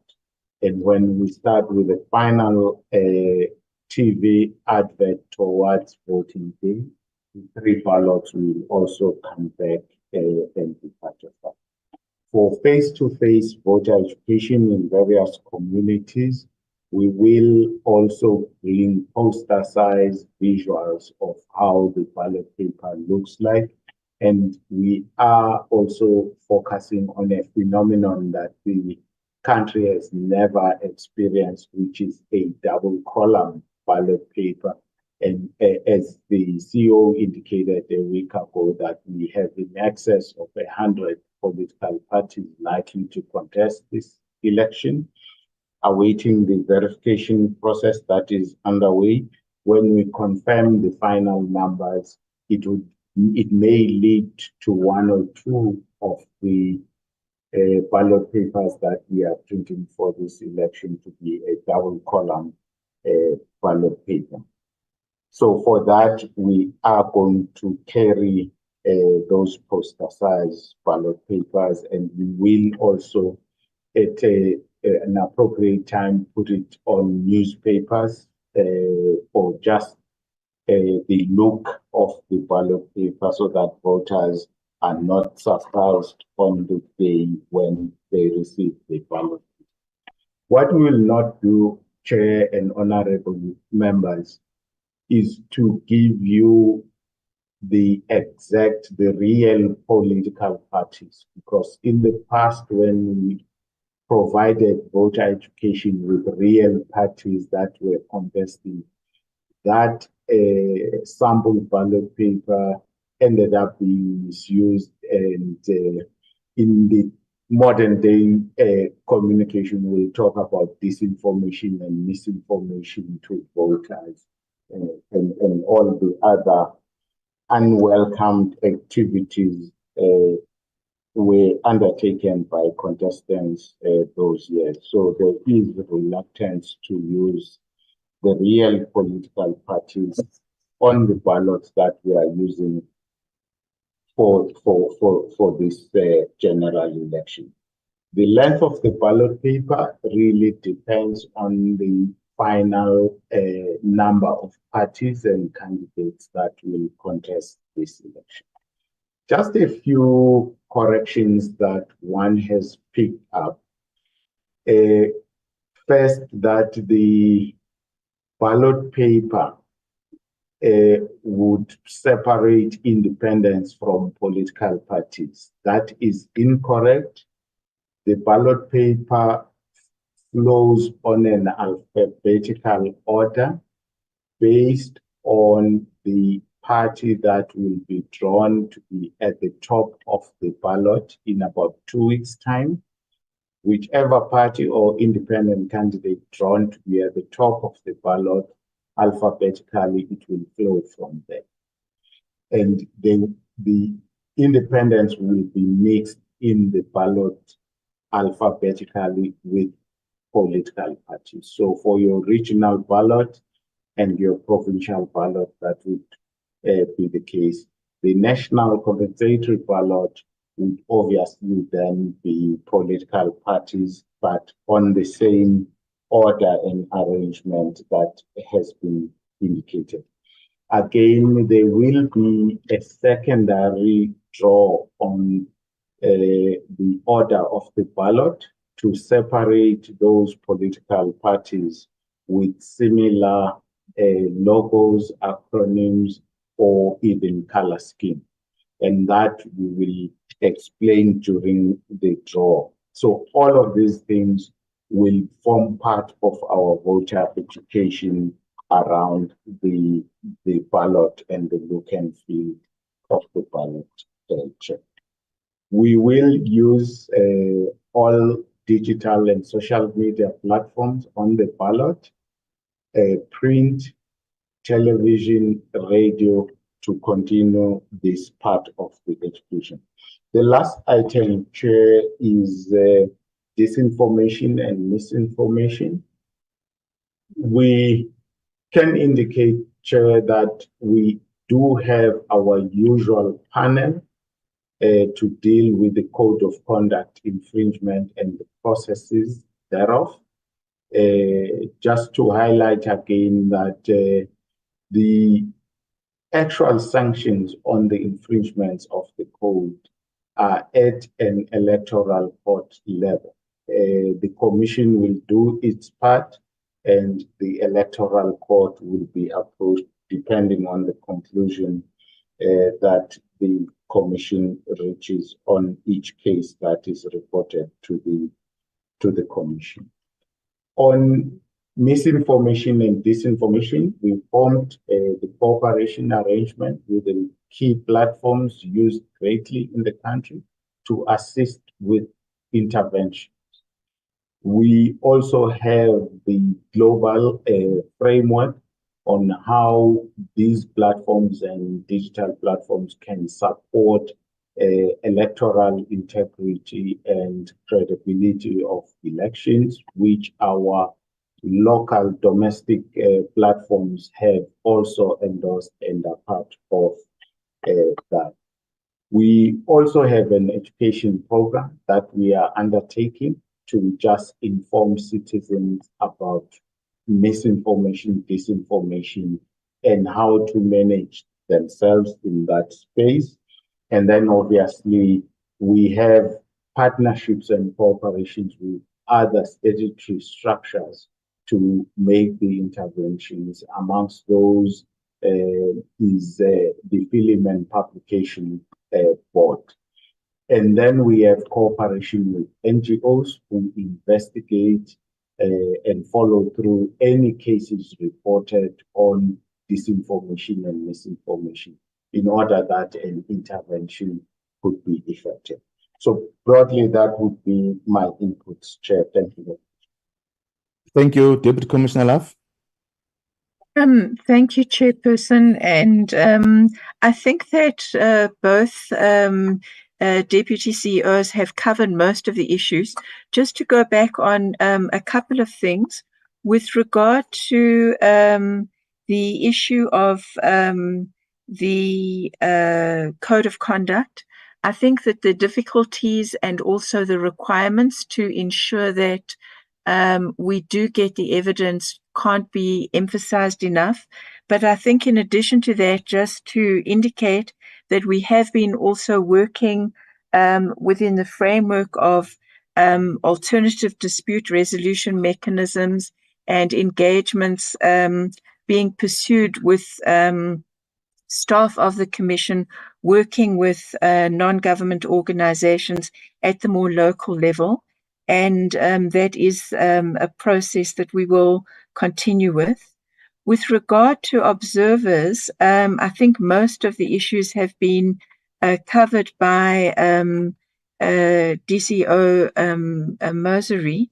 But just to say that it is really something that is not new. we have been having significant numbers of both domestic and international observers in each of our elections. And we continue to encourage that process to happen in the usual way. We have received a number of applications for observers, and so far we're continuing to receive those. So far, the Commission has given the go-ahead for accreditation for teams of observers from 52 organizations. Some of those are international, most of those for now are domestic. The international observer organizations traditionally have given their submissions a little bit closer to the electoral process. In addition to that, not only does the Department of International Relations invite the multilateral institutions, but also has briefings with the diplomatic corps within the country, who are given guest status, special guest status, to also be able to have access to our processes. Lastly, in relation to the question of disinformation, in terms of capacity, I think there are two things to be said here. First of all, over and above what DCO Mosary has outlined, it's important that we recognize that the partnership with the platforms, with most of the platforms that is in place, is a partnership that also triggers within those platforms their own processes for heightened risk management during times of elections. And so it is also possible for people from public and whoever not only to raise matters with the platforms and through the Commission itself, but also directly to the platforms. Secondly, when it comes to some of the identification of technologies that are used, particularly artificial technologies, this is possible to a certain extent. The platforms, however, at the moment, in terms of our law in this country, are not yet obliged to disclose, make visible, let me put it that way, the issue of when artificial intelligence is used. And this is something that we are in discussion with, and it's certainly something that is covered quite specifically in the guidelines that have been adopted by the electoral bodies, the electoral management bodies of the African continent. So we're hoping that through adherence and through domestication and socialization of those guidelines, our situation will continue to improve in this country. Chairperson, I think we've dealt with all the questions. You'll indicate if there's something that hasn't been covered. Thank you. No, thanks very much, Deputy Commissioner and your team. You have sufficiently dealt with all the comments members have raised and also the recommendations that they have put across. And I want to appreciate the responses that clarified some of the issues, including the reaffirmation of the standing of the Independent Electoral Commission on certain issues. Referral to dismissing this narrative of that has been called standard practice for any other party to invite observers. And I think you have clearly articulated the process the IEC is taking over time since the election has been conducted, including the multilateral institution. We are going to conduct an oversight in April as the portfolio committee, and the correspondence will be reaching yourself, Deputy Commissioner, to also observe some of the issues that have been raised in this meeting. And I think in the month of April, Mr. Matonsi later on will brief us. But thanks very much, honorable members, for still reaffirming confidence on the work of the Independent Electoral Commission with the team. We all give full support to this process of 2024 elections. Where there are weaknesses, collectively as members of the committee and the Independent Electoral Commission and the Party Liaison Committee, will have to close rank to ascertain that the IEC conduct and the outcome are free and fair.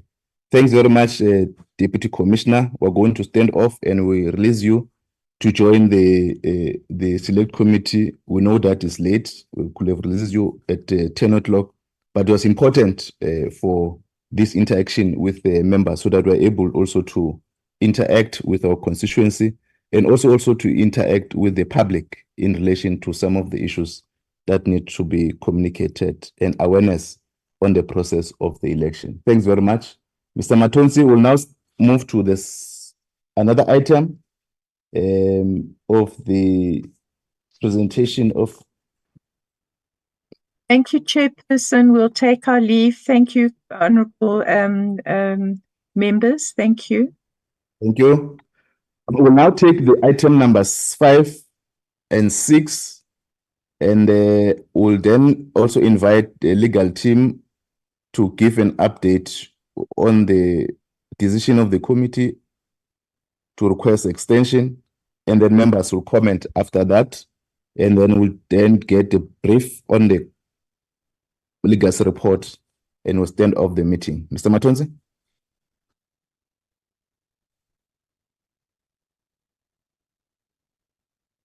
Yes, Chair. Chairperson and members and Minister and everybody in the meeting. It's just this a recap on the marriage bill.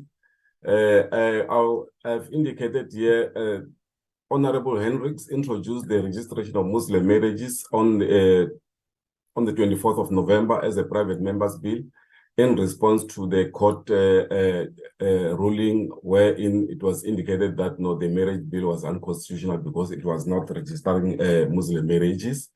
And then on the 2nd of May, which is in 2023, the Honorable Hendricks briefed the committee and the minister responded to that briefing on the same day. In the minister's response, he indicated that the bill was meant to be temporary, which is the registration of Muslim marriages. Then the DA, he indicated that the DHA was in the process of developing an omnibus marriage bill to address all marriages. And then in that meeting, it was also agreed that the minister and Honorable Hendricks to meet with their legal teams to work on a circular to register the Muslim marriages. And then they did work on that circular, and then there were information that no, the Muslim marriages were being registered at the Home Affairs at the moment. And then later, Honorable Hendricks withdrew that bill that he introduced. And then on the 13th of December, which is last year, I met. On the 13th of December last year, the marriage bill was introduced. And then because of us processing the Electoral Matters Amendment Bill, we're not able to deal with it immediately. However, on the 6th of February, Parliament Legal Service briefed the PC on Home Affairs and Security, the Select Committee on Security and Justice. That was prior to our public hearings on the Electoral Matters Amendment Bill, that they are planning to approach the Constitutional Court to request a 24-month extension because they felt that no, Parliament will not be able to process the bill before the 27th of June 2024 because of the election and the complexity of the bill itself. So even if there were no elections coming up when the bill was introduced last year until 27 June, the Parliament will not have met that deadline, which means now the Parliament is approaching the Constitutional Court to request that extension. Then what Parliament Legal Service indicated was that to show that the court that we are not sitting because of the elections and the deadline looming, they advised the committees that the Minister of Home Affairs should be requested to brief the committee on the contents of the bill, and also the committee should, in the meantime, advertise the bill. And that information of advertising and the minister briefing the committee will form part of the motivation to request the Constitutional Court for an extension for probably another 24 months. Therefore, because the sixth parliament is coming to an end, it means the bill will lapse after we have received the briefing from the minister and the advertisement. Therefore, the bill must be revived in the 7th Parliament, and then the new committee will receive the briefing again from the department. However, we're not going to advertise it because it will have been advertised. We'll just go straight into public hearings. So that is the process, Chairperson.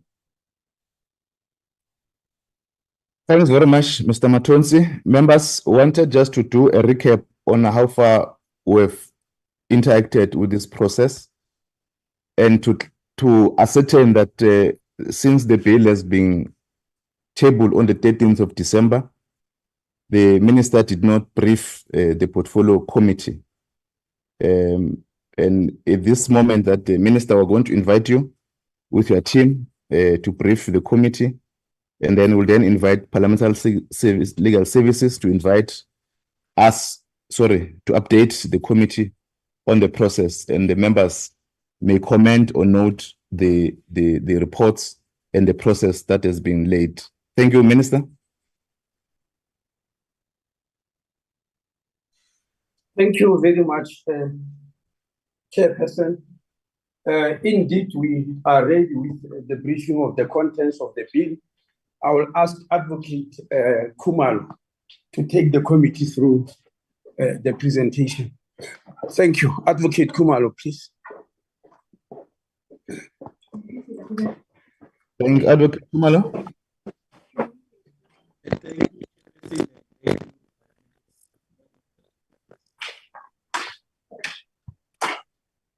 For taking the presentation on the side.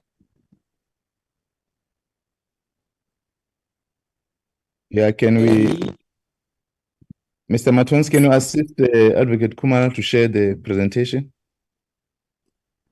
Chairperson, Advocate Khumalo and Muzi have been made co-hosts so they can share the presentation.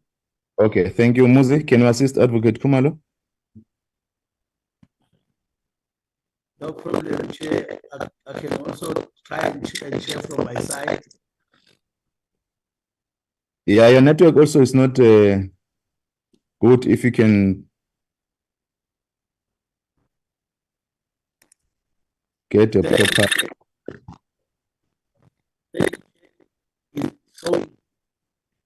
Advocate Khumalo, I'm not sure it's on my side, Mr. Matons, but this network is bad, I think. Yes, Chairperson, I think his network is not good. They might have to move to another location. Yeah, okay.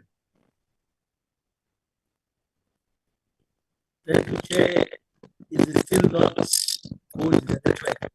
Yeah, no, we're not. You are not at a good space, Advocate Khumalo. Thank you, Chair. Let me try and log on to another device.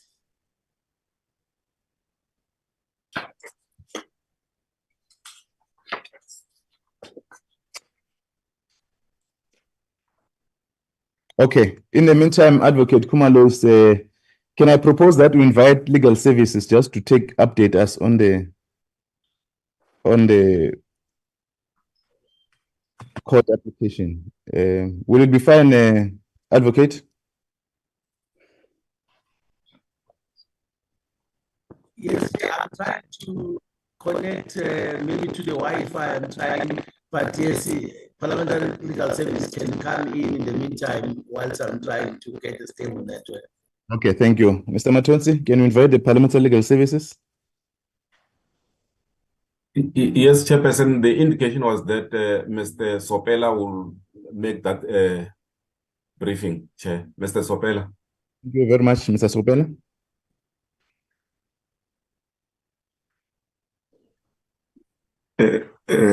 Good morning, Chairperson, Minister, honorable members, and colleagues. Ours is brief, Chair, and as Mr. Matons was explaining, it is just to explain how far we have gone since we last spoke to the committee on this issue of the extension last month. One, Chair, and I will be very, very brief, as I've said, we know that the due date for Parliament and the executive to have passed a bill to comply with the court order as ordered by the Constitutional Court in Women's Legal Resources Center versus Minister of Home Affairs is 27th of June 2024. And we know that that will not be met. And that is why then the whole process was started to request an extension. When we last briefed the committee, we were awaiting political and financial authorizations, which were still being decided upon by the presiding officers, and the financial authorization by the Secretary to Parliament. We obtained those authorizations, and once they were obtained, we were then able to engage the Office of the State Attorney, who then appointed senior counsel that is now handling the matter. In the main, then, in terms of the request, which we have already also briefed the committee, was that we request that we get a further extension of 24 months because obviously, as Mr. Matons was explaining, there is still going to be a new portfolio committee in the 7th term that is going to have to be appointed, acquaint themselves with the contents, and be able to move on with the work. And also because we expect that this is a bill that will generate a lot of interest, and therefore there may be many submissions that are received, and you do not want to rush the process. So the request was that it must be extended for a further 24 months, which from where we are seated, we believe that everything would have been done at least by that further 24 months, including assent by the president. Moving on, Chair, Council has commenced working on the brief and will meet with us as Constitutional and Legal Services Office, as well as the Office of the State Attorney this afternoon. So the interactions have already started. The application will then be served once Council has drafted all the papers and they have been checked and all relevant affidavits have been deposed to by all the deponents that Council will advise are required to depose to affidavits. So once all of that process has been done, there will be service on the Women's Legal Resources Center, as they were the ones that were applicants in the matter and in whose favor the court had found. So they will be served, and subsequent to them being served, the matter will be filed at the Constitutional Court. And we depend then on what will be the responses in terms of how the matter moves forward. The intention is to have the matter set down way before the deadline. So the intention is that the matter be set down at least much more earlier than the deadline of 27th of June, so that when it is argued, it does not bring a further complexity to say we are at this stage now. The 24 months that were given has since lapsed, so that even if we are lucky enough, the Constitutional Court rules in our favor, and as far as the extension application, the extension is granted before the deadline is actually reached.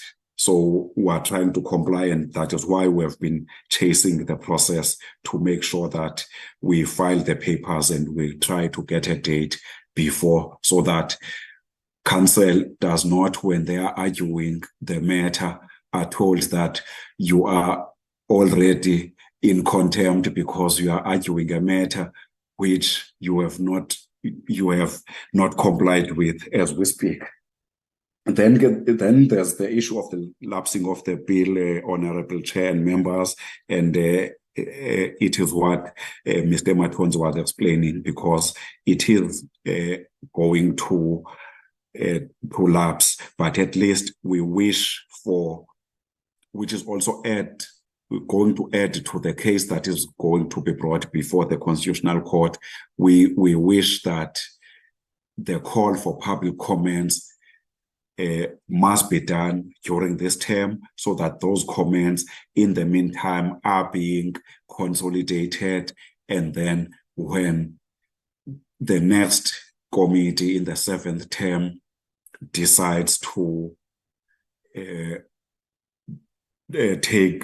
continue with the bill, then we are then able to say we have given them the comments that have been received, and at least there is some work that has been done around consolidating those particular comments, so that we're able to meet that particular deadline. Let me leave it there, unless there will be questions, or unless Advocate van der Merwe will want to add anything to what I've just said. Thank you. Thank you, Mr. Sopela. Advocate Kumalo, are you ready with the... Yes, thank you, Chair. I've joined the DG's office. Muzi will just project for me. And okay, thank you. Apologies for... Can proceed, Advocate. Thank you. Thank you, Chair. Honorable members, like the Secretary has said, that this bill, Muzi, is not yet showing. Can you click on it, please?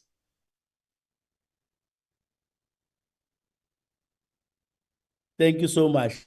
So this marriage bill, honorable members, is going to be one legislation that regulates or governs all types of marriages in the country. Then the purpose of the layout is the purpose, clause by clause, and recommendations. Next slide, please, Muzi. The purpose, of course, is to present to the Portfolio Committee this marriage bill. Next. In terms of the long title, the marriage bill seeks to rationalize the marriage laws pertaining to various types of marriages. It seeks to provide for the requirements for monogamous marriages, seeks to provide for the requirements for polygamous marriages, to provide for designation of marriage officers, to provide for solemnization of marriages, and to provide for matters incidental thereto. Next. In terms of clause by clause, clause 1 deals with the definition of words and terms used in the bill. Clause 2 provides for the objects of the bill, which are to provide for the recognition of marriages, provide for the requirements of marriages, provide for the designation of marriages, and provide for solemnization and registration of marriages. Clause 3 provides for the recognition of existing marriages concluded in terms of the Marriage Act 1961, Act number 25 of 1961, the Civil Union Act 2006, Act number 17 of 2006, the Recognition of Customary Marriages Act 1998, Act number 130 of 1998, as well as marriages concluded in terms of the laws that were applicable prior to 1994. Next. Clause 4 deals with the age determination of prospective spouses. This clause ensures that prospective spouses who wishes to enter into a marriage will be required to prove that they are not under the age of 18 years by producing an identity card, document, or birth certificate. In the event where one or both prospective spouses are foreigners, the spouse or spouses will be required to produce their passport as well as a valid visa or permit. Clause 5 deals with the requirements for a valid monogamous marriage entered into before and after the commencement of the Act. This clause also includes a marriage between same-sex and opposite-sex couples. Next. Clause 6 deals with the requirements for polygamous marriages. This includes customary, religious, and secular polygamous marriages. It also enjoins a husband who wishes to conclude a further marriage or marriages to draw up a contract which will regulate the future matrimonial property regime of his marriage. Clause 7 provides that marriage officers, by virtue of their offices, e.g. magistrates, will continue to be recognized as marriage officers. It also empowers the minister to designate any employee in the department or diplomatic or consular services of the Republic to be a marriage officer.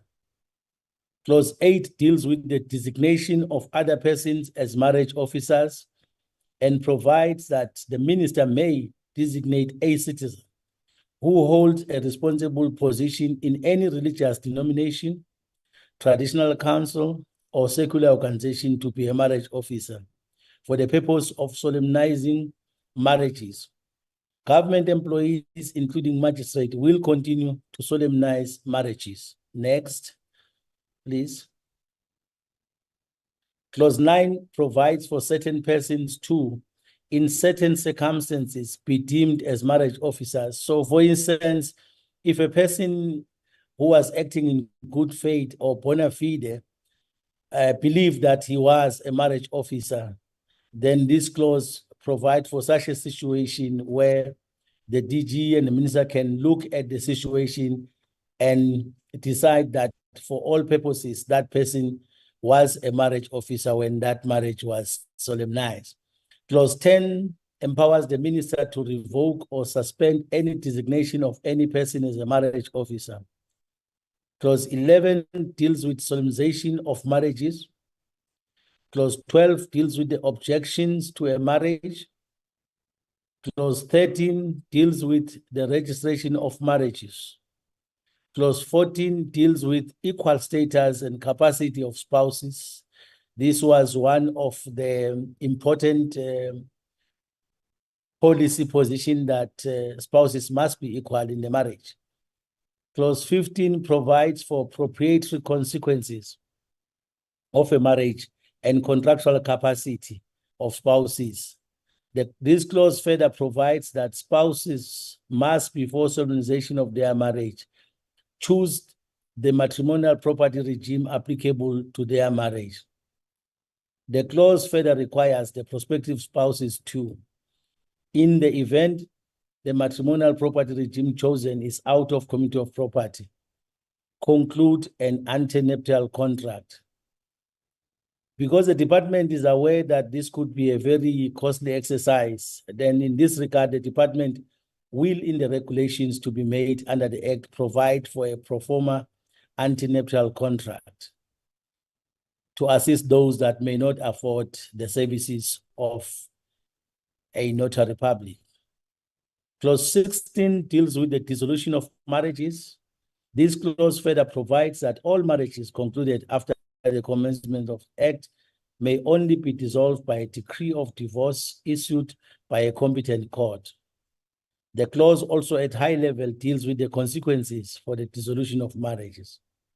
Clause 17 deals with the offenses and penalties. Clause 18 empowers the minister to make regulations. Clause 19 provides a schedule of amended legislation. Next, please.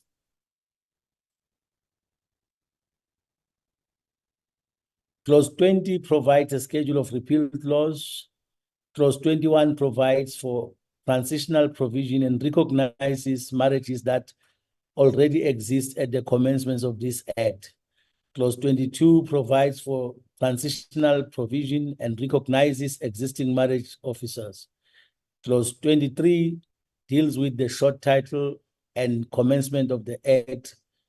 Honorable Chairperson and members, that is a presentation on the marriage bill. Thank you. Thank you very much, Advocate Khumalo. Members, thanks very much, Mr. Matonsi and Mr. Sopela, and Advocate, for the brief on the marriage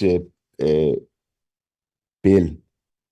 The process which is to be followed in terms of processing the bill is that the committee must subject to the public hearing or consultation. And secondly is that after we'll then have to deliberate on the content of the submission that could have been received from the public. Members will comment on the issues that are being raised here, both by the legal team and the parliamentary, and also the advocate. I will invite members to comment on the process, then we stand off this item. Members? Chairperson. Minister Mtsoaledi?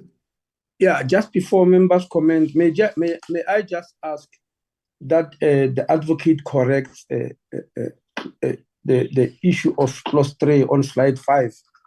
It says provision for recognition of the existing marriages concluded in terms of Marriage Act number 25 of 1961 is okay, but then it says Civil Union Act 2000, Act number 17 of 2006. So there's confusion there. And because these are legal documents, the 2000 there is supposed to be 2006.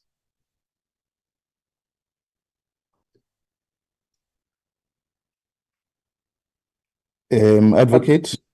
Am I correct? Yes.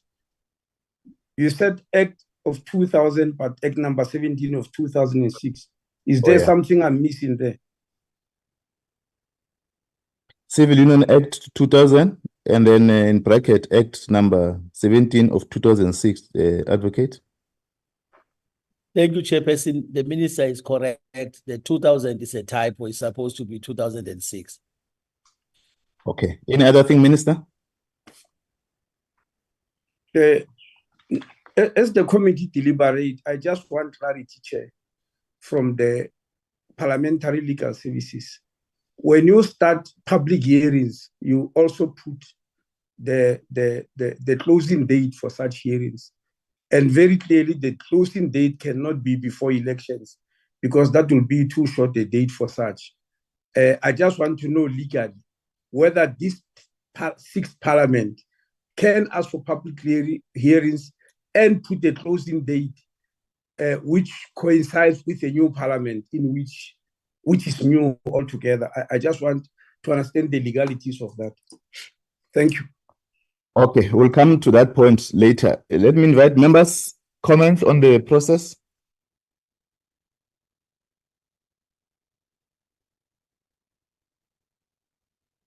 Chair, there are two hands, Honorable Pillay and Honorable Ross. Honorable Pillay.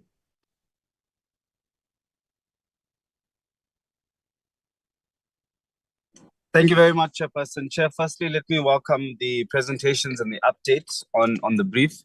Chair, I think it's accepted by the members of this committee that we are not going to be able to complete the finalization of this bill before the end of the sixth administration. And so I firstly want to welcome the clause that says that we're going to request an extension. We have previously said it, and I just want to reiterate that indeed we have to start that process. But my question is pretty much related to what the minister has already asked. Is it going to be feasible for us to call for public comment within this administration? And if it is at all still possible, then obviously we need to agree on that. But if it's not, then perhaps it needs to be left to the seventh administration. That's my only concern, Chair. Thank you. Thank you, Honorable Pillay. Honorable Ross. Thank you, Chair. Chair, the DA also welcomes the call for the extension. I think it's something that we have mentioned as a committee before.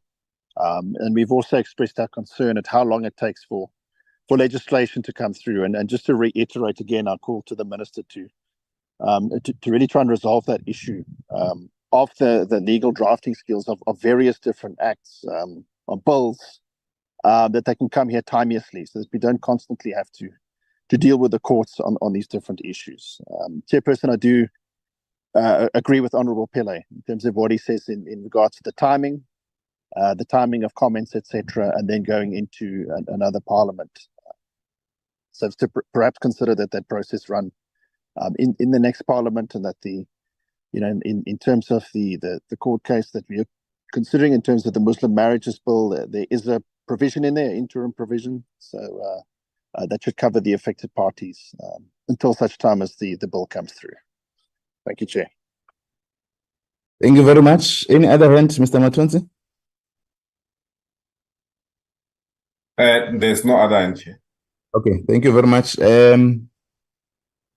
Advocate Sopela, the decision is that, or the inputs which members of the committee is to deal with the public hearing in the 7th Parliament, given the time period. And I think we agreed in our last committee meeting where we're dealing with the briefing by the legal services in the joint portfolio committee meetings. I think that this decision still stands, but just to articulate the issues arising around this subject question, just to get an attitude from or a response from the parliamentary legal services.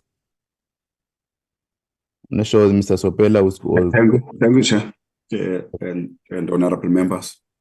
Chair, at this stage, all that is required of the committee, obviously with the time constraints linked to the end of the term, is a call for submissions. So now that the committee has been briefed by the minister and the department, the next step should be to call for public comments, but we'll be consulting the committee then on the reasonable period for such public comments. So if the committee then feels it should be for a particular period, then we will be discussing that with the committee, but it can and may happen in the current term that there is a call for public comments. And as I had explained earlier, during the period waiting for the constitution of the next portfolio committee that would make the decision to revive the bill, there can then be a consolidation of the submissions that have been received from the public. And once the committee makes that decision, it then goes straight into public hearings instead of wanting to start the process afresh. The other reason, Chair, why we would advise that the process of calling for public submissions ought to happen now, it is because the application for extension is still going to be argued in the papers and in the actual hearing that the Constitutional Court is going to afford to Parliament.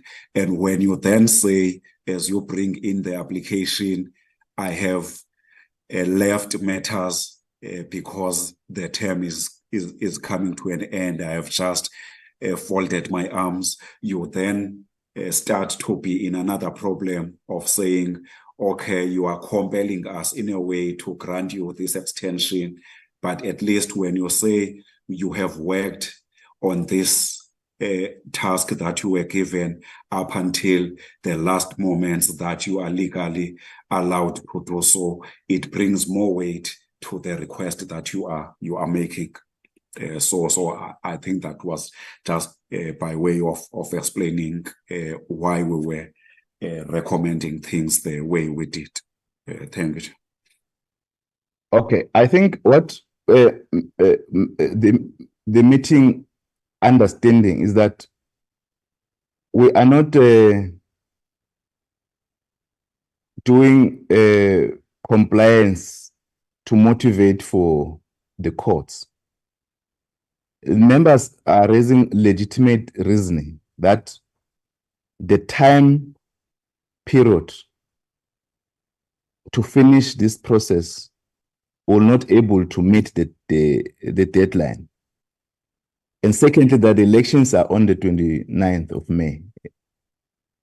And in your articulation in the previous meeting, both yourself and the advocate and members, is that sufficient time given the complexity of this bill, we need enough time. So there are two issues that this meeting is resolving. One, or it is resolved, we're just reaffirming it. One, the bill is going to be completed in the 7th Parliament, given the reason that I think you have already articulated. Two, there's a legal matter that the committee must be clarified, because on the public hearings or written comments, as you articulate that, if we issue written comments now, it's in March or in April, we go to elections. The next committee and they receive responses or comments. Isn't that the next committee may also take a decision to call for another public hearings or not? So those are the implications. Or we can stand off this item and resolve that we'll take public hearings in the 7th Parliament. So those are the two issues that you need to clarify the portfolio committee.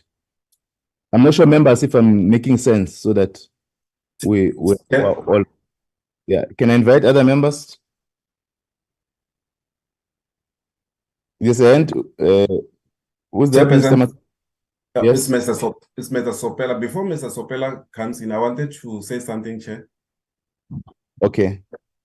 Yes, Chair. I think what legal service is saying, and what I just said when I made the presentation, Chair, is that to advertise in the Parliament websites and social media, and also in the print newspapers, we can advertise, and then the closing date should be before before May. So in other words, the advert that I prepared is on that note, it was taking time because of the SCM process.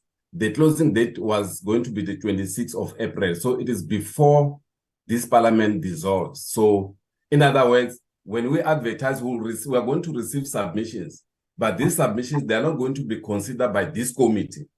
Then this submission, they will be given to the new committee. So in other words, the new committee doesn't have to re-advertise, because we will be having submissions that this committee will have advertised. So what is going to happen is that when the new committee is constituted and then the bill is revived, what it means is that we are going to still request the minister to do this exercise that they did today to the new committee to familiarize them with the bill, and then, but also not to advertise and then say to the new committee, here are the submissions that we received during the 6th Parliament.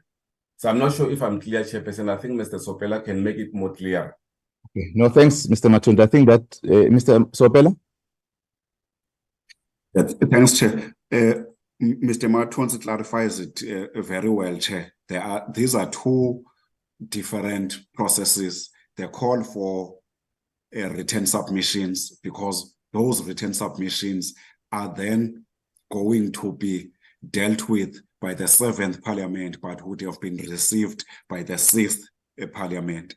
Public hearings will only be done by the 7th Parliament, because obviously they would be based on the decisions that they would make at the time, also taking into consideration the contents of the written submissions. So those, yes, so it's two different processes. And obviously, when the 7th Parliament's Portfolio Committee makes the decision to revive the bill, part of the things it may do is to say it also agrees with the decisions that have been taken so far in as far as this bill is concerned by this particular committee, so that there is nothing that is lost in terms of the decisions that have been made. Thank you. Okay. Thanks, members. I think this clarify our resolved on the process. Can I get indication that we can move to this on this process? Minister, I think you are clarified.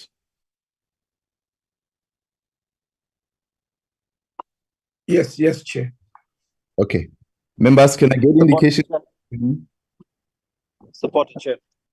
Okay. Thanks very much, Advocate Chapela, and thanks very much, members, for considering this matter. We'll now There was a move. hand from Mr. Ross. There was a hand from Mr. Ross, Chair. I'm sorry. Okay. Sorry, Chair, I just said supported, that's all. Okay. Thank you. Thank you, Honorable Ross. Thanks, members. Can you now... I've raised mine, Chair. Oh, Mr. Minister? Yeah, my deepest apologies. No, Chair, I just want to raise an issue here because it happened before. You are aware that on the immigration amendment of Section 34 of the Immigration Act, which is starting far back in 2016 and confirmed by the Constitutional Court in 2017. You are aware that there was a mishap. There was a decision then by that parliament to make it a committee bill. And it just fizzled out after 4 meetings of the committee. When the new parliament came in, this new portfolio committee now did not receive anything about it. I entered Home Affairs in May 2019, and the bill expired in June that year without me ever knowing that there's such a bill, and without this committee knowing. And I'm made to understand that there are some steps which needs to be taken when a bill goes over a term of parliament.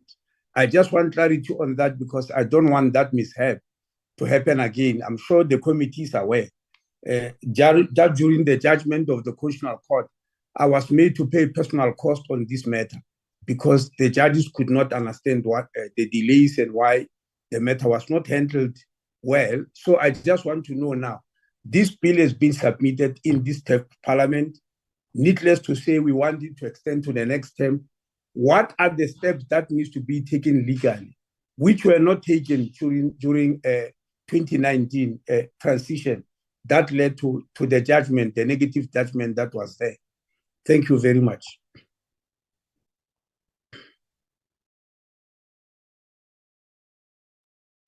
Chairperson, there's a hand from Advocate Charmaine. Advocate Charmaine. Thank you, Chairperson, and good morning again. Just to respond to the Minister's concern, Chair, I can confirm that the bill that he's referring to, it might be before he became Minister, and therefore he might not be aware of this. But the decision in the committee was in fact taken not to proceed with the committee bill because the department indicated that there is a review of the whole bill that they wanted to do. And in fact, we've received the JR 159 on that bill now. So it wasn't that it just fizzled and that nothing happened. There was an active decision taken in consultation with the department at the time. So in respect of this bill proceeding, I can assure this committee and I can assure the Minister, our office keeps a very, very close eye on all legislation that deals with constitutional court deadlines. So this bill, the moment that the assembly is reconstituted, we will be writing to the NA table to ask for a motion for this bill to be revived, because it is extremely important that the bill is revived as soon as possible. It will probably not be before the first SONA, but as soon as possible after that SONA, of the first SONA of the 7th Parliament, this bill will then be revived, and our office will keep an eye on this bill. Also, this bill will form part of this committee's legacy report, and as part of that legacy report, it will be one of the bills that the new committee then will keep an eye on. So definitely there will not be a lapse, and the previous time was in fact a decision in consultation with the department. Thank you, Chair. Thank you, Advocate Charmaine. Minister, I think clarify your issues. Yes, no, I'm assured, Chair. I just wanted us not to be beaten twice by the same thing. Now I understand exactly. And assured by the advocate that that will never happen. Thanks. No, thanks, Minister.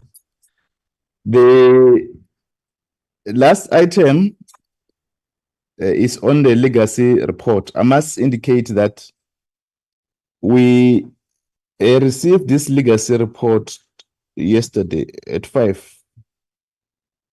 And I'm fully aware that there was a brief in one of the committee meetings around the issues that we need to input. Before Mr. Adams proceed, I will propose that we deal with the adoption of this legacy report in our last meeting, so that there are other issues which the chair may need to deal with the content advisor, which I've gone through last night, and it may take us time to correct them here.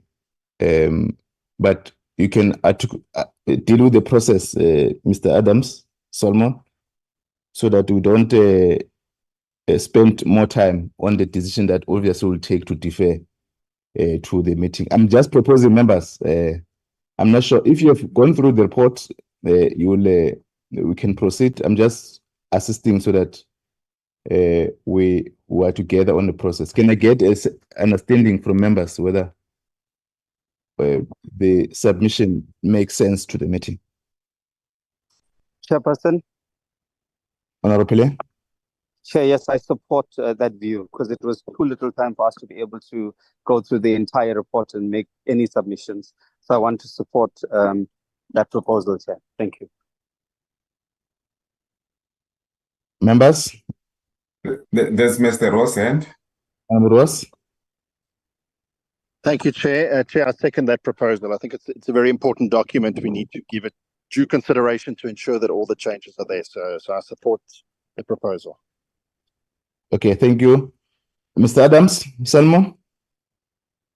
Yes, thank you, Chairperson. Thank you, Chairperson. I'm noted. I'll take your feedback before the next meeting. Okay. What then will happen is that now the document has been circulated to our attention, members must pay more detail so that if there are issues that we need to input, we input there. In our next committee meeting, Mr. Salmon will then deal with the brief of the report, and then we consider it, adopt it as our legacy report. Thank you very much. We'll stand off the item. In announcement, Mr. Matonzi? Yes, Chairperson. Yeah, the announcement is that we are planning an oversight visit to the IEC just to check on their readiness for the upcoming elections. And then while there in Gauteng, we also plan to visit VFS as a resolution that was taken in March last year, that we should visit VFS. The dates that we have identified is 8 and 9 April.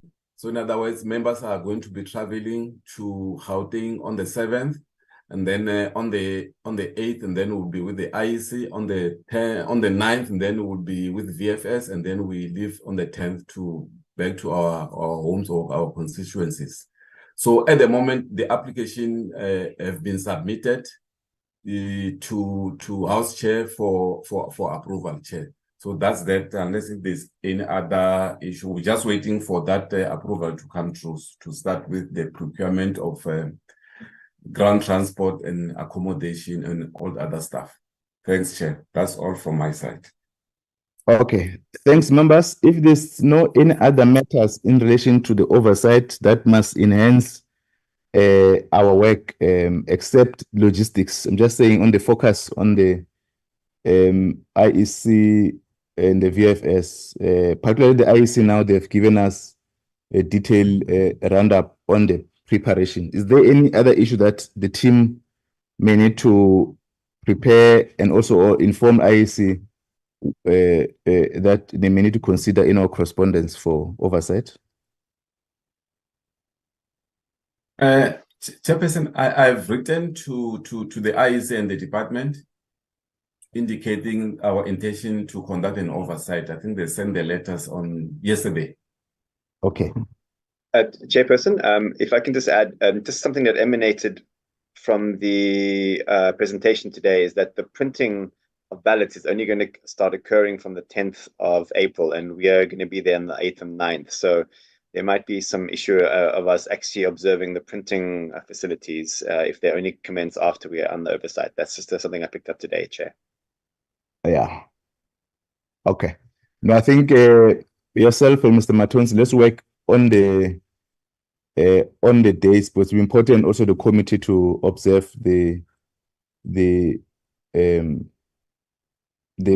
process thereof. Thank you very much. Is there any other matter, Mr. Matonzi? No, there's no other matter, Chair. Thanks very much, members, honorable members, Minister, and the IEC in absentia for this attending this important meeting and the brief and the contributions to all the issues that have been raised for our attention. Thanks very much. The meeting stands adjourned. Thank you, Chair. Thank you, honorable members. Thank you. Thank you, Chair. Thanks, everyone.